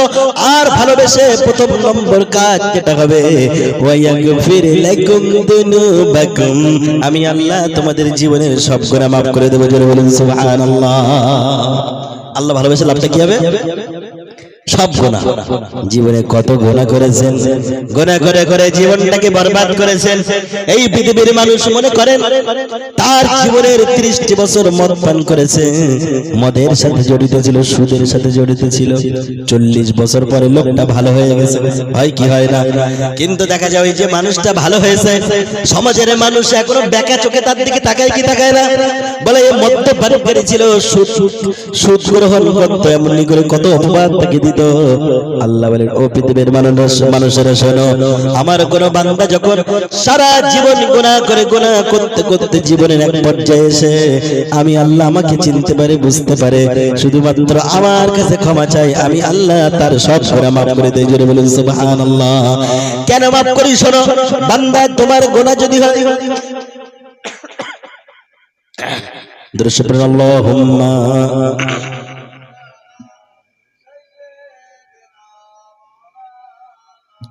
আপনারা কি শুধু সামনে দুজন আছেন? সবাই জবান খুলে পড়েন আল্লাহুম্মা সাল্লি আলা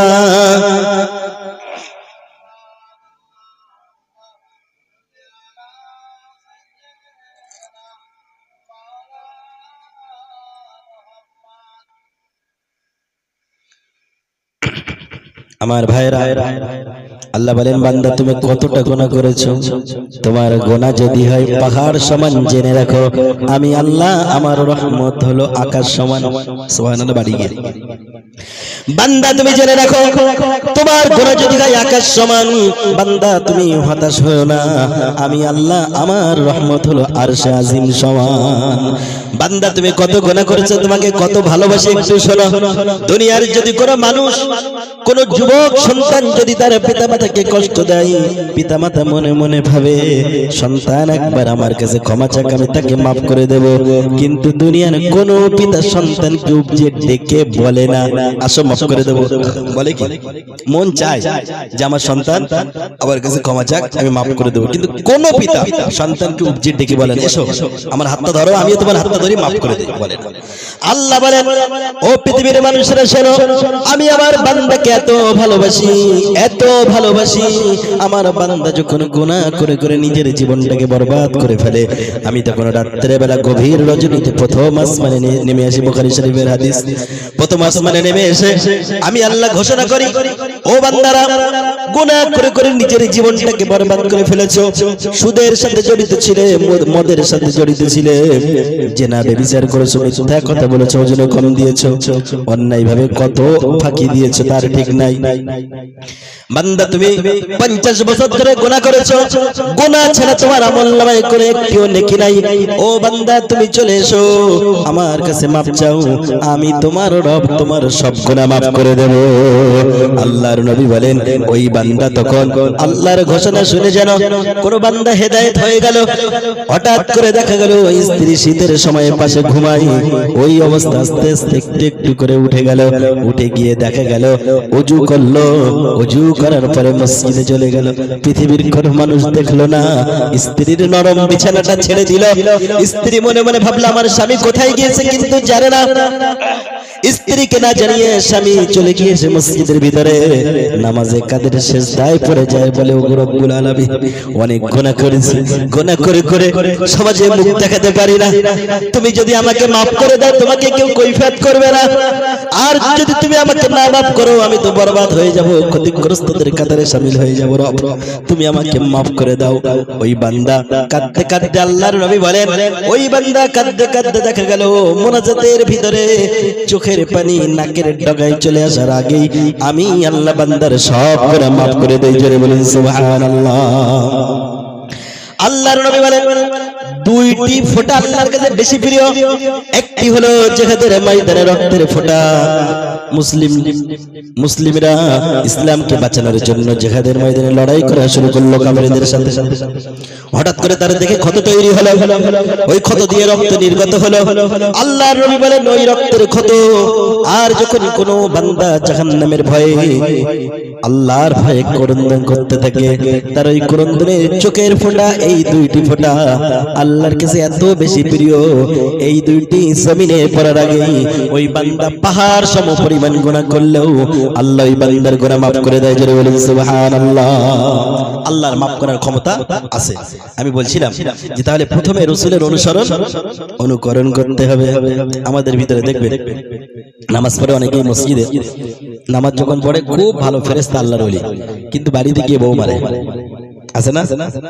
মুখে দাড়ি, হাজী সাহেব মানুষ আপনাদের এলাকায় হয়তো নেই, কিন্তু বাড়িতে গিয়ে বউকে এত প্রহার করে, তখন রাসূলের সুন্নাত আদর্শের মাথায় থাকে না। কে বলেছে আপনি আপনার স্ত্রীকে মারতে? এই অর্ডার কে দিয়েছে? ইসলাম তো এইভাবে দেয়নি। হ্যাঁ, এখন প্রশ্ন উঠতে পারে হুজুর, তাহলে স্ত্রী যদি দুষ্টুমি না করে, দুষ্টুমি করে, তাহলে কি একেবারে মারা যাবে না? আমি বলে দেই না, 4টি কারণে স্ত্রীকে আপনি মারতে পারবেন। কয়টি কারণে? হয়তো যারা মারে মনে মনে ভাবছে হুজুর একেবারে মারা যাবে না, এটা তো বলি যাবে। কয়েকটি কারণ। আপনার স্ত্রী যদি নামাজ না পড়ে, আপনার স্ত্রী যদি পর্দা না করে, আপনার স্ত্রী যদি ইসলামী বাধ্য কাজে স্বামীর বাধ্য না হয়, আপনার স্ত্রী যদি শিরিক করে, আপনার স্ত্রী যদি আপনার পিতামাতার সাথে খারাপ আচরণ, আপনি মারতে পারবেন। কোথায়? বুকে, মুখে, মাথায় মারতে পারবেন না, চোখে মারতে পারবেন। আপনার এই সমস্ত অঙ্গ প্রত্যঙ্গে মারার কারণে স্ত্রী কোনো একটা অঙ্গ যদি বিকলাঙ্গ হয়ে যায়, আপনার একটি উট কাফারা দেওয়া লাগবে। একটি উট কুরবানি করার ক্ষমতা আমাদের কারো আছে? নেই। কাফারা দেওয়া তো অনেক দূরের কথা। কি দিয়ে মারবেন? রাসূল সেটাও বলেছেন। কোথায় মারবেন? হাতে মারতে হবে। মুখে, বুকে, পিঠে মারা যাবে না, হাতে মারতে হবে। কি দিয়ে মারতে হবে একটু বলে দেয়, তাহলে সুবিধা হবে নাকি? বলছে হয়তো মনে মনে করছেন হুজুর তাহলে কি কোদালের বাট, কুড়ুলে আছাড় দিয়ে মারবো? মোটেই না, রাসূল শিখিয়ে দিয়েছেন মারতে হবে কি দিয়ে। তোমার স্ত্রী যদি কথা না শুনে, 1.5 বিঘত পরিমাণ মেসওয়াক পরিমাণ, কি বললাম? 1.5 বিঘত পরিমাণ মেসওয়াক। এখন মনে মনে হয়তো অনেকে ভাবছেন যে হুজুর এত ছোট লাঠি দিয়ে কি মারা যায়? আপনারা যেন আবার ফতোয়া বাড়িয়ে নেন না যে হুজুর আপনার কথা ঠিক আছে, ওটা প্লাস দিয়ে ধরবো, মারা সুবিধার্থে। এটা করলে চলবে? ওটা ধরতে হবে নিজের হাতে। নিজের হাত দিয়ে যখন আপনি মারবেন, তখন ওটা মার হবে না, স্ত্রীর সাথে একটা কৌতুকে পরিণত হবে, ঠিক না ভাইরা? আপনি স্ত্রীকে কেন মারবেন? অনেকে এমন আছে মোহরা না দিতে পারে, মোহরা না দিতে পারে না, স্ত্রীকে মারে। দেখবেন বিয়ের সময় অনেক জায়গায় দেখেছি, বিয়ের সময় নতুন বর এসেছে, মোহরানার কথা যখন জিজ্ঞাসা করা হয় মোহরানা কে দেবে, নগদ না বাকি, তখন বরের মুখে রুমাল, ঠিক না? বরের মুখে কি রুমাল, আর দুই সাইডে দুটো কিরামান কাতিবিন থাকে। বুঝতে পেরেছেন কিরামান কাতিবিন মানে? দুলাভাই, দুলাভাই কি বললাম? দুই সাইডে কি থাকে? মানে ওই ফেরেশতা কিরামান কাতিবিন, দুই সাইডে দুটো দুলাভাই থাকে। মুখে রুমাল, ওরা বলে দেয় পরে হবে। এই পরে হবেটা কবে জানেন? একদম যখন জানাজার লাশ ইমাম সাহেব দাঁড়িয়ে যায়, তখন হঠাৎ করে মনে পড়ে যায়, আরে এই ব্যক্তি তো দেন মোহর ছাড়ানো হয়নি। ইমাম সাহেব পরে একটু দাঁড়ান, আগে ওনার স্ত্রীর কাছ থেকে শুনে আসে, যেটা বলে নাউজুবিল্লাহ। এরকম হয় কি হয় না? আল্লাহর নবী বলেছেন যদি আপনি আপনার স্ত্রী মোহরানা না দিয়ে আপনি ইন্তেকাল করেন, কাল কিয়ামতের ময়দানে জিনাকারের কাতারে আপনাকে দাঁড়াতে হবে। সারা জীবন নামাজ পড়েছেন, রোজা করেছেন, মোহরানা দেন। যারা এখনো দিতে পারেন স্ত্রীর কাছে গিয়ে কিছু একটা দিয়ে যা অর্ডার করেছিলেন সেটা দেওয়ার চেষ্টা করে স্ত্রীর কাছে ক্ষমা চেয়ে নেন, মাপ চেয়ে নেন। সারা জীবন নামাজ পড়েছে না, কিয়ামতের ময়দানে যদি জিনাকারে কাতারে দাঁড়াতে হয়, জান্নাতে যাবেন না জাহান্নামের পথ হবে? কোনটা? জাহান্নাম। কোনটা হবে? প্রিয় ভাইরা আমার, কিন্তু রাসূল কি শিখিয়েছেন? স্বামী স্ত্রীর ভালোবাসা দেখেন আমার ভাইয়েরা, রাসূলের ভালোবাসা দেখেন। হযরত আয়েশা রাদিয়াল্লাহু তাআলা আনহা রাসূলকে গোসল করাচ্ছেন, গোসল করাতে করাতে দেখা গেল আল্লাহর নবী বললেন, আয়েশা রে গোসলের জন্য আমি চৌকিতে বসে গেলাম, তুমি পাশে দাঁড়িয়ে গেলে। হযরত আয়েশা আল্লাহ রাসূলের একটা চৌকি দিয়ে দিলেন। চৌকি বুঝতে ভাইরা? চৌকি চার পায়া বিশিষ্ট। আল্লাহর রাসূল বসে গেলেন। বসে যাবার পরে হযরতে মা আয়েশা রাদিয়াল্লাহু তাআলা আনহা স্বামী স্ত্রী ভালোবাসাটা কেমন একটুখানি দেখেন। অসংখ্য ঘটনা আপনারা শুনেছেন, এটা শুধু আমি একটু উদাহরণের জন্য বলে যাই। হযরতে আয়েশা রাদিয়াল্লাহু তাআলা আনহা বিশ্ব নবীর মাথা মুবারকের উপরে আস্তে আস্তে একটু একটু করে মগ দিয়ে কোনো একটা পাত্র দিয়ে মস্ক দিয়ে পানি ঢালা শুরু করলেন, গোসল করাতে শুরু করলেন। আল্লাহর নবী গোসল করেন। হযরতে আয়েশা রাদিয়াল্লাহু তাআলা আনহা নিজের হাত দিয়ে রাসূলের পিঠটা ডলে দেয়, মাথাটা ডলে দেয়।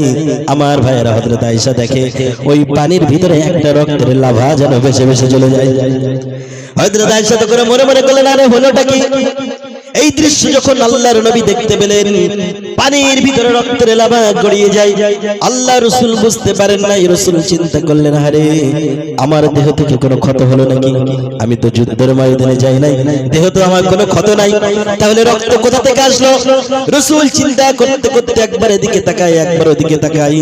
তিনি তাকাতে তাকাতে দেখতে পেলেন তিনি যে চৌকির উপরে বসেছেন, ওই চৌকির 4টে পায়ের ভিতরে একটি পায়া হযরতে আয়েশার ঠিক কনিষ্ঠ আঙ্গুলের উপরে। আঙ্গুলটা ফেটে গিয়েছে, আঙ্গুলটা ফেটে গিয়ে হযরতে আয়েশার আঙ্গুল ফেটে গিয়ে ওখান থেকে রক্ত নির্গত হচ্ছে। আল্লাহর নবী সাথে সাথে এই দৃশ্য দেখে কন্ট্রোল করতে পারলেন না, দাঁড়িয়ে গেলেন। দাঁড়িয়ে গিয়ে হযরত আয়েশাকে বললেন, ও আয়েশা, তোমার আঙ্গুল ফেটে গিয়েছে কিন্তু তুমি কেন কিছু বললে না? তুমি বললেই তো আমি আগে থেকে উঠে যেতাম, তোমার এত কষ্ট করা লাগতো না। আয়েশা তুমি কেন বললে না বলো? হযরত আয়েশা বলেন, ইয়া রাসূলুল্লাহ, আমার নবী আমার প্রাণ প্রিয় স্বামী চৌকির উপরে বসেছে, আর ওই চৌকির একটা পায়া লেগে আমার আঙ্গুল ফেটে রক্ত বাইর হচ্ছে। আমি আমার রাসূলকে ওঠাতে বলবো, রাসূল আরামের বসা থেকে উঠে যাবে। ইয়া রাসূলুল্লাহ, এটা তো শুধুমাত্র আঙ্গুল ফাটার যন্ত্রণা, ওই চৌকির একটা পায়া যদি আমার আঙ্গুলের উপর না বসে আমার কলিজার উপরে বসে যেত, আর আমার কলিজাটাও যদি ফেটে যেত, তারপরেও রাসূলের আরামের বসা থেকে আমি উঠাতাম না। জোরে বলে সুবহানাল্লাহ। এই হলো ভালোবাসা। এই কি বললাম, কোন দিন আল্লাহর নবী কোন স্ত্রীকে ডাকেন নাই, বকেন নাই, মারেন নাই। হযরত আয়েশা আরো বলেন, একদিন রাসূল জিহাদের ময়দান থেকে চলে এলেন। রাসূল বাড়িতে আসলেন, আসার পরে দুপুরবেলা আমাকে জিজ্ঞাসা করলেন, আয়েশা বাড়িতে কোনো খাবার আছে নাকি? আমি জিজ্ঞাসা করলাম, ইয়া রাসূলুল্লাহ আপনি কি ক্ষুধার্ত নাকি? হযরত আয়েশা বলেন, আল্লাহর নবী বলেন, আমি অত্যন্ত ক্ষুধার্ত, বাড়িতে কোনো খাবার থাকলে আমাকে দাও। হযরত আয়েশা এদিকে দেখলেন ওদিকে দেখলেন, রাসূলের ঘর তো আমাদের মতো এত সুন্দর খাবারে পরিপূর্ণ ছিল না। চতুর্দিকে দেখে যখন খাবার পেলেন না, হযরত আয়েশা মলিন হয়ে গেল। তিনি বললেন, ইয়া রাসূলুল্লাহ একটুখানি ধৈর্য ধারণ করুন, আমি কিছুক্ষণের ভিতরেই রান্না করে আপনার মুখের সামনে খাবার তুলে দেবো। ইয়া রাসূলুল্লাহ আপনি একটু বিশ্রাম নেন। হযরত আয়েশা বলেন, আমি ঘরের ভিতরে গেলাম, ঘরের ভিতর থেকে আমি চেষ্টা করলাম কোনো কিছু রাসূলের জন্য খাদ্য পাওয়া যায় নাকি। হঠাৎ করে ঘর থেকে যখন আমি বাইর হলাম, আমি দেখলাম আমার ঘরের সামনে ওই আল্লাহর নবী পিঠ থেকে তরবারি বাহির করে, ওই খাপ থেকে তরবারি উন্মুক্ত করে ওই তরবারি দিয়ে আমার তরকারিগুলো কেটে কেটে আমার রান্নার কাজে সহযোগিতা করে দেয়। জোরে বলুন সুবহানাল্লাহ। কি রাসূল আমরা পেয়েছি, যেমন রাষ্ট্রনেতা, যেমন মসজিদের ইমাম, যেমন সমাজের ইমাম, আবার স্ত্রীর সাথেও সুন্দর আচরণ। আমাদের মধ্যে অনেক কেমন আছে, পিতা হিসেবে ভালো, সন্তান হিসেবে ভালো, এলাকার নেতা হিসেবে ভালো, কিন্তু স্বামী হিসেবে এখনো ভালো হতে পারলাম না। আবার অনেকে এমন আছে স্বামী হিসেবে পারফেক্ট, কিন্তু পিতা মাতার সন্তান হিসেবে এখনো হতে যোগ্য সন্তান হতে পারলাম না। আবার অনেকে এমন আছে যোগ্য সন্তান হয়েছি পিতা মাতার জন্য, যোগ্য স্বামী হয়েছি, কিন্তু এখনো যোগ্য পিতায় পরিণত হতে পারলাম না। আমার ভাইয়েরা, রাসূল এমন একজন ব্যক্তি ছিলেন, রাসূলের পা থেকে নিয়ে মাথা পর্যন্ত যখন কোন মুসলমান নিজের জীবনে ধারণ করবে, তখন ওই ব্যক্তিটাই হবে আল্লাহ তাআলা রব্বুল আলামিনের প্রিয় বান্দা। কারণ রাসূলকে যে ব্যক্তি ভালোবাসবে, আল্লাহর কোরআন বলেন, মা আতাকুমুর রাসূলু ফাখুযুহু ওয়া মা নাহাকুম আনহু ফান্তাহু। আমার রাসূল যেটা দিয়েছেন সেটা তোমরা গ্রহণ করো, আর রাসূল যেটা দেন নাই সেইটা তোমরা বর্জন করো। রাসূলকে বললাম, ওগো রাসূল তোমাকে আমরা বড় ভালোবাসি, কিন্তু রাসূলের আদর্শ মুখে আসলো না, রাসূলের সুন্নাত মাথায় এলো না, রাসূলের আদর্শ এখনো অর্থনীতিতে এলো না। অনেক মানুষ নামাজ পড়ে, রোজা করে, সব কিছু করে, কিন্তু অর্থনীতি সুদের সাথে জড়িত। করে বলেন ঠিক কিনা? কিসের সাথে জড়িত? এই রকম ভাবে রাসূলের আদর্শ যদি আপনার জীবনে না আনতে পারেন, ওই ভালোবাসা নিয়ে জান্নাতে যাওয়া যাবে। কারণ আমাদের যে আল্লাহর নবীকে ভালোবাসতেন বেশি কে জানেন? নাম তার আবু তালেব। কি নাম বললাম? আবু তালেব। আবু তালেবের মতো ভালোবাসা পৃথিবীর কেউ রাসূলকে দিতে পারবে না। কিন্তু আবু তালেব ভালোবেসেছিলেন বটে, কিন্তু রাসূলের আদর্শ মানতে রসুলের আদর্শ মানতে, রসুল যে এক আল্লাহর দাওয়াত দিয়েছিলেন এই আদর্শ মানতে পারে না। অনেক মুসলমান যুবক ছেলেরা দেখেন এই আই লাভ ইউ মুহাম্মদ সাল্লাল্লাহু আলাইহি ওয়াসাল্লাম নিয়ে কত লাপালাপি কত দৌড়াদৌড়ি করছে, আলহামদুলিল্লাহ ভালো জিনিস, কিন্তু ওই যুবকটা মসজিদে আজান শুনে মসজিদে আসে না, সে মসজিদের সামনে দাঁড়িয়ে ব্যানার টানাচ্ছে কিন্তু মসজিদের সাথে কোনো সম্পর্ক নাই। এই ভালোবাসা নিয়ে জান্নাতে তো যাওয়া যাবে না। আবু তালেবের মৃত্যুর সময় তিনি যখন শয্যাশায়িত হয়ে গেলেন, আল্লাহর নবী মনে মনে ভাবলেন আমার চাচা আমাকে এত ভালোবাসা দিল, আজকে আমার এই চাচা জাহান্নামে চলে যাবে কলেমা না পড়ে, আমি রাসূল এটা কেমনে সহ্য করব। আল্লাহর নবীর সাথে সাথে আবু তালেবের ঘরের ভিতরে প্রবেশ করেছে মৃত্যুর সময়, জীবনের শেষ প্রান্তে একটু কলেমাটা পড়ানোর জন্য।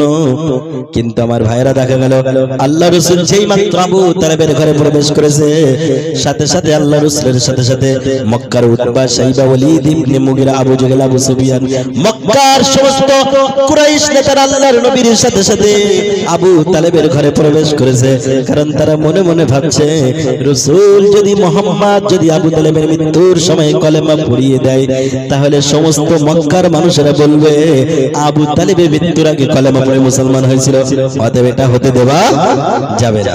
একটা উদাহরণ দিলে আরো ভালো বুঝবেন, দেখবেন ভোটের সময় আমাদের ওদিকে তো হয়, আপনাদের ওদিকে হয় কি জানি না, ভোটের সময় ভোটের আগের রাত্রে যদি কোনো ভোটারের বাড়িতে বিরোধী দলীয় কোনো নেতা যায়, দেখবেন সাথে সাথে আর একটা বিরোধী দলীয় নেতার গুপ্তচরের আস্তে আস্তে গিয়ে ওই ভোটটা চৌকি দেয় কি দেয়?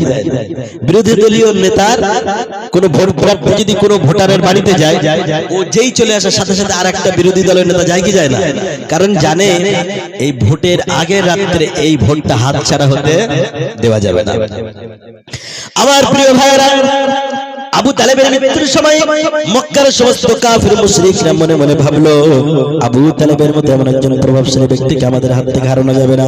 মৃত্যুর সময় যেন আবু তালেব আমাদের বিধর্মীদের উপরে মুশরিক অবস্থায় মৃত্যুবরণ করে।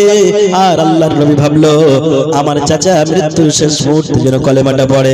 আল্লাহর নবী বললেন আমার চাচা আপনি একদম জীবনের শেষ প্রান্তে পৌঁছে গেছেন, জীবনের শেষ প্রান্তে যদি আপনি একটিবার বলেন কলেমা লা ইলাহা ইল্লাল্লাহ, চাচা আপনাকে মুহাম্মাদুর রাসূলুল্লাহ বলা লাগবে না, আপনি কলেমার দুইটি শব্দের ভিতরে প্রথম বাক্যটা বলুন।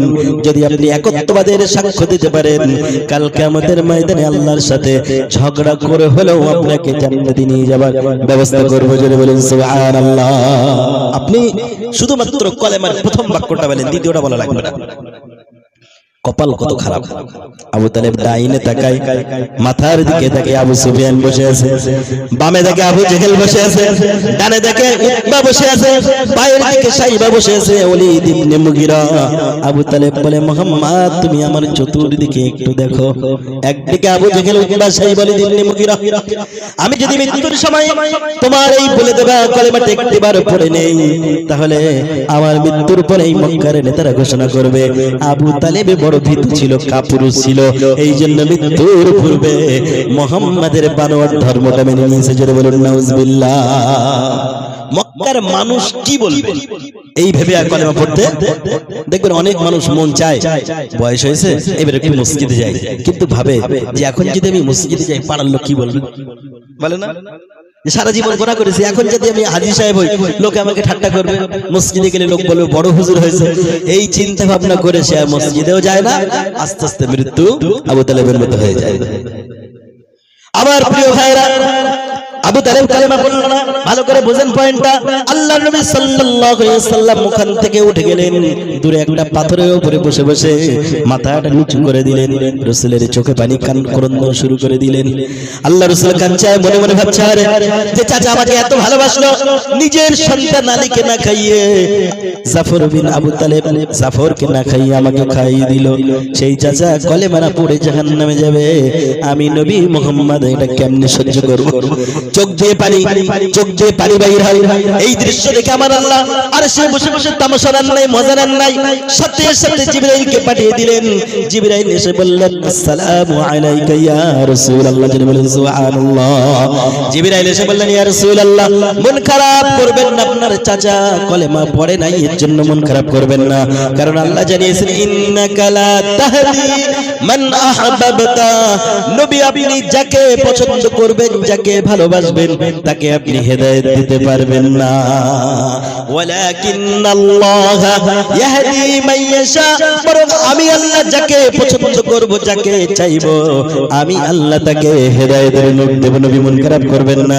এই জন্য কবি কত সুন্দর করে বলেন, হাফসা থেকে বেলাল এলো, পারস্য থেকে সালমান, আর নবীর দেশের মানুষ হয়ে আবু জেহেল হয়ে গেল বেঈমান। জোরে বলেন ঠিক কিনা? হাফসা কত দূর, সেখান থেকে বেলাল এসে মুসলমান হয়ে গেল, হেদায়েত পেয়ে গেল। পারস্য কত দূর, সেখান থেকে আবু সালমান এসে মুসলমান হয়ে গেল, হেদায়েত পেয়ে গেল। কিন্তু বাড়ির পাশে আবু জেহেল হেদায়েত পেল না। আমার ভাইরা লক্ষ্য করে দেখবেন, শীতের সময়ে মসজিদ থেকে প্রায় 2 কিলোমিটার দূরে ইকবাল চাচার বাড়ি। ওই ইকবাল চাচা 2 কিলোমিটার দূর থেকে কাঁপতে কাঁপতে শীতের সময়ে ফজরের নামাজে জামাতে শামিল হয় কি হয় না? কিন্তু দেখা যায় মসজিদের পাশে বাড়ি, একদম মসজিদের দেওয়ালের সাথে সংলগ্ন লাগানো ঘরটা আব্দুল করিম এমনি করে সলিমউদ্দিন কসিমউদ্দিনের ঘর। কিন্তু কোনোদিন সলিমউদ্দিন কসিমউদ্দিন মসজিদে যায় নাই, বরং আব্দুল করিম চাচাকে দেখে, ইকবাল চাচাকে দেখে ঠাট্টা করে, বিদ্রুপ করে, বলে কি পাগল হয়েছে নাকি? জান্নাতের আশায় এত কষ্ট করে কেউ আবার মসজিদে আসে নাকি?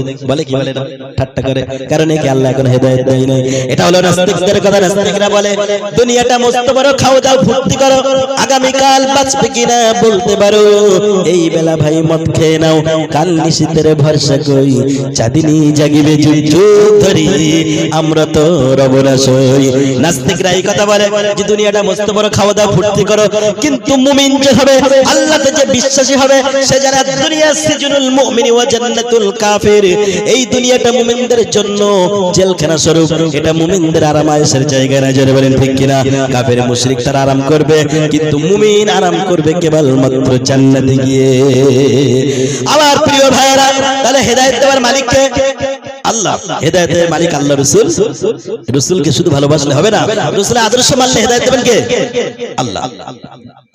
হযরত সালমান ফারসি মুসলমান হবার পরে এই আয়াতটা ইন্নাকা লা তাহদি মান আহবাবতা, এই আয়াতটা রাসূল পড়তেছেন, সালমান খুব হাসে, খুব হাসে। সালমান ফারসি রাদিয়াল্লাহু আল্লাহর নবী বলেন, ও সালমান তুমি হাসো কেন? আল্লাহ আমার হাতে হেদায়েত দেয় না, এতে কি তুমি খুশি না? আল্লাহ যে নিজের হাতে হেদায়েত রেখেছেন, এটাতে কি তুমি খুশি নাকি? সালমান বলেন, ইয়া রাসূলুল্লাহ, আপনি তো আমার ঘটনা জানেন না, আপনি তো আমার ইতিহাস শোনেন নাই, এই জন্য আপনি এমন বলেন। আপনি যদি আমার ইতিহাস শুনতেন তাহলে এমন প্রশ্ন করতেন না। আল্লাহর নবী বলেন, ও সালমান বলো বলো, তোমার একটু ঘটনা শোনাও, তোমার ইতিহাস শোনাও। সালমান বলেন, ইয়া রাসূলুল্লাহ, আমি কেমনে মুসলমান হলাম একটু শোনেন। আমি ছিলাম খ্রিস্টান ধর্মের অধিকারী, আল্লাহ আমাকে অনেক হায়াত দিয়েছিলেন। আমার ভাইরা, সালমান ফারসি 250 বছর হায়াত পেয়েছিলেন। কত বছর বললাম? 250 বছর। আল্লাহ রাসূলের কোন উম্মত এত লম্বা হায়াত পান নাই।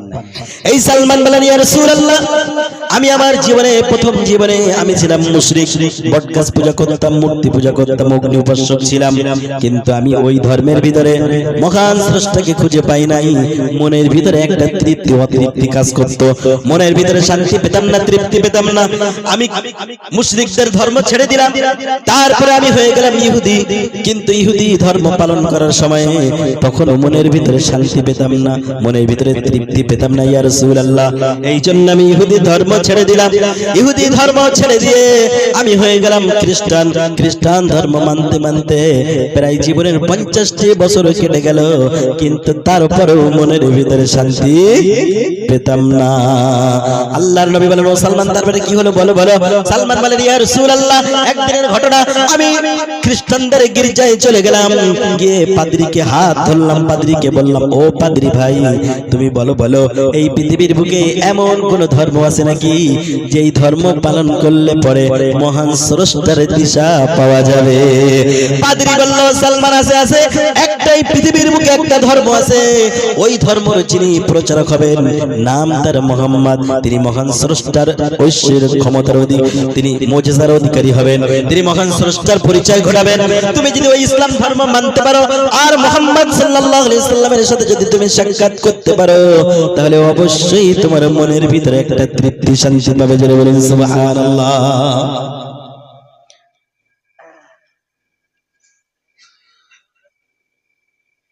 ওই তো ভাই বসে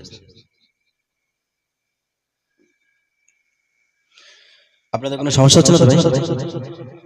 আমার প্রিয় ভাইরা, সালমান তখন ইহুদিকে বললেন, খ্রিস্টান ধর্মদের পাদ্রীকে বললেন, ও পাদ্রী ভাই, তুমি সেই নবীর পরিচয় দিলে, কিন্তু বলো সেই মুহাম্মদকে কোথায় পাবো? পাদ্রী বলল, সালমান শোনো শোনো, ওই মুহাম্মদকে তুমি এই রোম পারস্যে পাবে না, ওই মুহাম্মদ আসবে আরব ভূমিতে, মক্কার দেশে, ধুলার দেশে, বালির দেশে, খেজুরের দেশে, তুমি ওখানে পেয়ে যাবে। কিন্তু সালমান, রোম থেকে পারস্য থেকে ওই মক্কা ভূমি মদিনা ভূমি অনেক দূরে, তুমি ওখানে যেতে পারবে না। সালমান ক্রন্দন শুরু করে দিলেন। সালমান ফারসি রাদিয়াল্লাহু তাআলা কাঁদতে কাঁদতে বললেন, ও খ্রিস্টানদের পাদ্রী, তুমি বলো ওই নবীকে আমি কোথায় দেখা পাবো, কিভাবে তার সাথে পরিচয় ঘটবে? ওই খ্রিস্টানদের পাদ্রী বললেন, ও সালমান, তুমি যদি এখান থেকে চলে যেতে পারো সিরিয়ায় গিয়ে তুমি ওখানে গিয়ে মক্কা মদিনার মানুষের সাথে সাক্ষাৎ করতে পারবে, কারণ ওই মক্কা মদিনা থেকে সিরিয়ায় ব্যবসায়ী সূত্রে মানুষরা আসে, ওখানে গেলে তুমি ওদের সাথে সাক্ষাৎ পেয়ে যাবে, আর ওদের মাধ্যমে তুমি মক্কা মদিনায় চলে যাবে, আর ওখানে গিয়ে তুমি মুহাম্মাদের দিশা পেয়ে যাবে। জোরে বলুন সুবহানাল্লাহ। সালমান সাথে সাথে বলল, ও খ্রিস্টানদের পাদ্রী, আমি তো মুহাম্মাদের দেখতে পাবো, কিন্তু ওই মুহাম্মদ যে সত্য মুহাম্মদ, উনি যে সত্য নবী, এটা চিনব কিভাবে? চেনার উপায় আছে কি? নিশ্চয়ই থাকবে, নিশ্চয়ই। কারণ এই পৃথিবীর বুকে ভণ্ড নবীর অভাব কি আছে? আল্লাহ রাসূলের চলে যাবার পর থেকে এই পর্যন্ত প্রায় 28 থেকে 29 জন ভণ্ড নবী দাবি করেছে। কতজন বললাম? রাসূলের যুগে ছিল মুসাইলামা কাজ্জাব, এখান থেকে আমরা জানি আরেকজন ব্যক্তি ভণ্ড নবী দাবি করেছিলেন, গোলাম আহমদ কাদিয়ানী। নাম শুনেছেন? গোলাম আহমদ কাদিয়ানী। এরকম অসংখ্য ব্যক্তি তারা ভণ্ড নবী, তারা বলেছে যে আমরাই নবী। ওই খ্রিস্টানদের পাদ্রী বলল, সালমান, 3টি নমুনা আমি বলে দিচ্ছি, এই 3টে দৃষ্টান্ত নমুনা যদি তার ভিতরে তুমি দেখতে পাও, তাহলে বুঝে নেবে ওটাই আখিরি জামানার আখিরি নবী মুহাম্মদ। জোরে বলেন সুবহানাল্লাহ। কি 3টে নমুনা? ওই খ্রিস্টানদের পাদ্রী বলল, সালমান শোনো শোনো, 3টি নমুনা আমি বলে দেই, এই 3টি নমুনা যদি তার ভিতরে তুমি দেখতে পাও, বুঝে নেবে ওটাই সত্য নবী। প্রথম নম্বর নমুনা হলো, ওই নবী সাদকার খেজুর গ্রহণ করবে না। 1 নম্বরে দেখে নেবে সাদকার কিছু মাল তাকে দেবে, কিন্তু ওই নবী গ্রহণ করবে না। ও সালমান, দ্বিতীয়বার যদি তুমি তাকে পরখ করতে চাও, যাচাই করতে চাও, দ্বিতীয়বার তুমি তাকে কিছু হাদিয়ার খেজুর দেবে, দেখবে ওই নবী, যে নবী সাদকার খেজুর গ্রহণ করেন নাই, ওই নবী হাদিয়ার খেজুর গ্রহণ করবে। ও সালমান শোনো শোনো, তৃতীয় নম্বরটা অনেক গুরুত্বপূর্ণ। তৃতীয় নম্বর, এই নমুনাটা পৃথিবীর কারোর কাছে থাকবে না। তৃতীয় নম্বরটা হলো, ওই নবীর পিঠে ডান বাহুর বরাবর পিঠের দিকে একটা মোহর নবুয়ত থাকবে। জোরে বলুন সুবহানাল্লাহ। ও সালমান, এই 2টি দেখার পরে যদি তুমি ওই 3 নম্বরটা তার মধ্যে দেখতে পাও, তাহলে বুঝে নেবে ওটাই হলো আখিরি জামানার আখিরি নবী, আর তার সাথে সাক্ষাৎ হলে তুমি মহান স্রষ্টার দিশা এমনিতেই পেয়ে যাবে। সুবহানাল্লাহ। সালমান রাদিয়াল্লাহু তাআলা আনহু, তিনি ছিলেন হেদায়েত পাবার ভিক্ষুক। হেদায়েতের আশায় তার মনটা এতটা উতালা হয়েছে, মনটা এতটা উদ্গ্রীব হয়েছে, তিনি আর সহ্য করতে পারেন না। দৌড়ে বাড়ি চলে গেলেন, গিয়ে তার পিতাকে ডাকলেন, তার আম্মুকে ডাক দিয়ে বললেন, ও আমার পিতা, ও আমার চরম দুঃখিনী মা, শোনো শোনো, আমি আর তোমাদের কাছে থাকতে চাই না, আমি চলে যাব আমি চলে যাব মক্কা ভূমিতে, আমি চলে যাব আরবের মদিনা ভূমিতে, সেখানে নাকি শেষ নবী আখিরি জামানার নবী, ইসলামের নবী, নবী মুহাম্মাদের আবির্ভাব ঘটেছে, আমি সেখানে গিয়ে মুহাম্মাদের হাতে ইসলাম গ্রহণ করব। আমার ভাইরা, সালমানের পিতামাতা ছিল খ্রিস্ট ধর্মের অধিকারী। এই কথা শোনার সাথে সাথে সালমান রাদিয়াল্লাহু তাআলা পায়ে হাতে শিকল লাগালেন, পায়ে শিকল লাগালেন, হাতে পায়ে বেড়ি দিয়ে দিলেন, দিয়ে লোহার খাঁচার সাথে বেঁধে দিল, দিয়ে বলল, সালমান, কোনদিন আমরা তোমাকে মক্কায় যেতে দেব না। একদিন নয়, 2 দিন নয়, কয়েক বছর এইভাবে শিকল আবদ্ধ অবস্থায় হযরত সালমানের কেটে গেল। সালমান ক্রন্দন করে, কিন্তু তার পিতার অন্তর দেওয়া হয় না, মায়ের অন্তর দেওয়া হয় না, কেউ তার শিকল খুলে দেয় না। আমার ভাইরা, একদিন দেখা গেল ওই সালমান রাদিয়াল্লাহু তাআলার পিতামাতা কোন একটা কাজে বাড়ির বাইরে চলে গেলেন। এমত অবস্থায় সালমান তার ছোট্ট বোনকে ডেকে বললেন, ও আমার বোন, এই দৃশ্য দেখে কি তোমার কষ্ট হয় না? আমার এই দুর্দশা দেখে কি তোমার মনের ভিতরে একটু অনুতপ্ত হয় না? বোন কেঁদে দিয়ে বললেন, ও আমার প্রিয় ভাই সালমান, তোমার দৃশ্য দেখে কষ্ট হয়, কিন্তু বলো বলো, আমি তোমার জন্য কি এমন করতে পারি যাতে করে আমার কষ্ট লাঘব হয়ে যাবে? সালমান বলল, প্রিয় বোন, তুমি যদি পারো, তোমার কাছে বড় কিছু আশা করিনি, তুমি যদি পারো তাহলে একটিবারের জন্য আমার হাতে পায়ের শিকলটা খুলে দাও, আমি আখিরি জামানার নবী মুহাম্মাদের কাছে যেতে চাই। জয় বলেন সুবহানাল্লাহ। বোন সহ্য করতে না পেরে ভাইয়ের হাতের শিকল, পায়ের শিকল খুলে দিল। যে আব্বু আম্মু যা বলে বলবে, ভাই তোমাকে তো মুক্ত করে দিলাম। ভাই বোনের ভালোবাসা। আমার প্রিয় ভাইরা, সালমান রাদিয়াল্লাহু তাআলা আল্লাহ রাসূলকে দেখার নেশায় এমন মত্ত হয়ে গেলেন, আল্লাহ রাসূলকে পাওয়ার জন্য এতটাই উদ্গ্রীব হয়ে গেলেন, দৌড় দিলেন ওখান থেকে সিরিয়ায় 1-2 কিলোমিটার নয়, প্রায় কয়েক শত কিলোমিটার দূরে যাবার জন্য সামান্য পানি নিলেন, সামান্য খেজুর নিলেন, সামান্য কিছু মুদ্রা নিলেন, স্বর্ণ মুদ্রা নিয়ে সিরিয়ার উদ্দেশ্যে দৌড় দিলেন। কারণ উনি শুনেছিলেন সিরিয়ায় গেলে মক্কা মদিনার লোকের সন্ধান হবে, আর ওখানে যদি আমি যেতে পারি তাহলে মক্কা মদিনার মানুষকে পেয়ে যাব, আর তাদের সাথে আমি নবীর দিদার পেয়ে যাব। আমার ভাইরা, সালমান রাদিয়াল্লাহু তাআলা কেবলমাত্র রাসূলকে পাওয়ার জন্য কোথায় রোম পারস্য, সেখান থেকে কয়েক শত কিলোমিটার দৌড়ে দৌড়ে হেঁটে হেঁটে সিরিয়ায় চলে গেলেন। আর আজকে আমাদের মধ্যে অনেক মুসলমান এমন আছে, তারা বলে আই লাভ মুহাম্মদ সাল্লাল্লাহু আলাইহি ওয়াসাল্লাম, বলে কি বলে না, কিন্তু এমন কথা মুখে বলে, কিন্তু রাসূলের প্রতি তাদের এমন ভালোবাসা নেই যে নিজের বাড়ি থেকে 1 মিটার, 2 মিটার, 100 মিটার দূরে এমন জান্নাতের বাগান বসেছে, কিন্তু ওই বাড়ি থেকে জান্নাতের বাগানে বসার সৌভাগ্য হয় না। কিন্তু তারপরে বলে কি, রাসূলকে ভালোবাসা। এই ভালোবাসা মিথ্যা, এগুলো ভণ্ডামি, এগুলো দুষ্টামি, এগুলো প্রতারণা। রাসূলের ভালোবাসা, তুমি রাসূলের সাথে জান্নাতে যেতে চাও, কিন্তু রাসূলের আদর্শ নিয়ে এখানে আলোচনা হচ্ছে, এখানে বসার মতো সৌভাগ্য তোমার হয় নাই। আমার ভাইরা, যদি বাড়িতে তেঁতুল গাছ লাগিয়ে মনে করি আঙ্গুর ফল খাবো, হবে কি? তেঁতুল গাছ লাগিয়ে যেমন আঙ্গুর ফলে আশা করা যায় না, রাসূলের ভালোবাসা তুমি মুখে বলো, কিন্তু তোমার বাস্তবে দেখা যায় না। রাসূলের ভালোবাসা কাল কিয়ামতের ময়দানে তোমার নসিবে জুটবে না।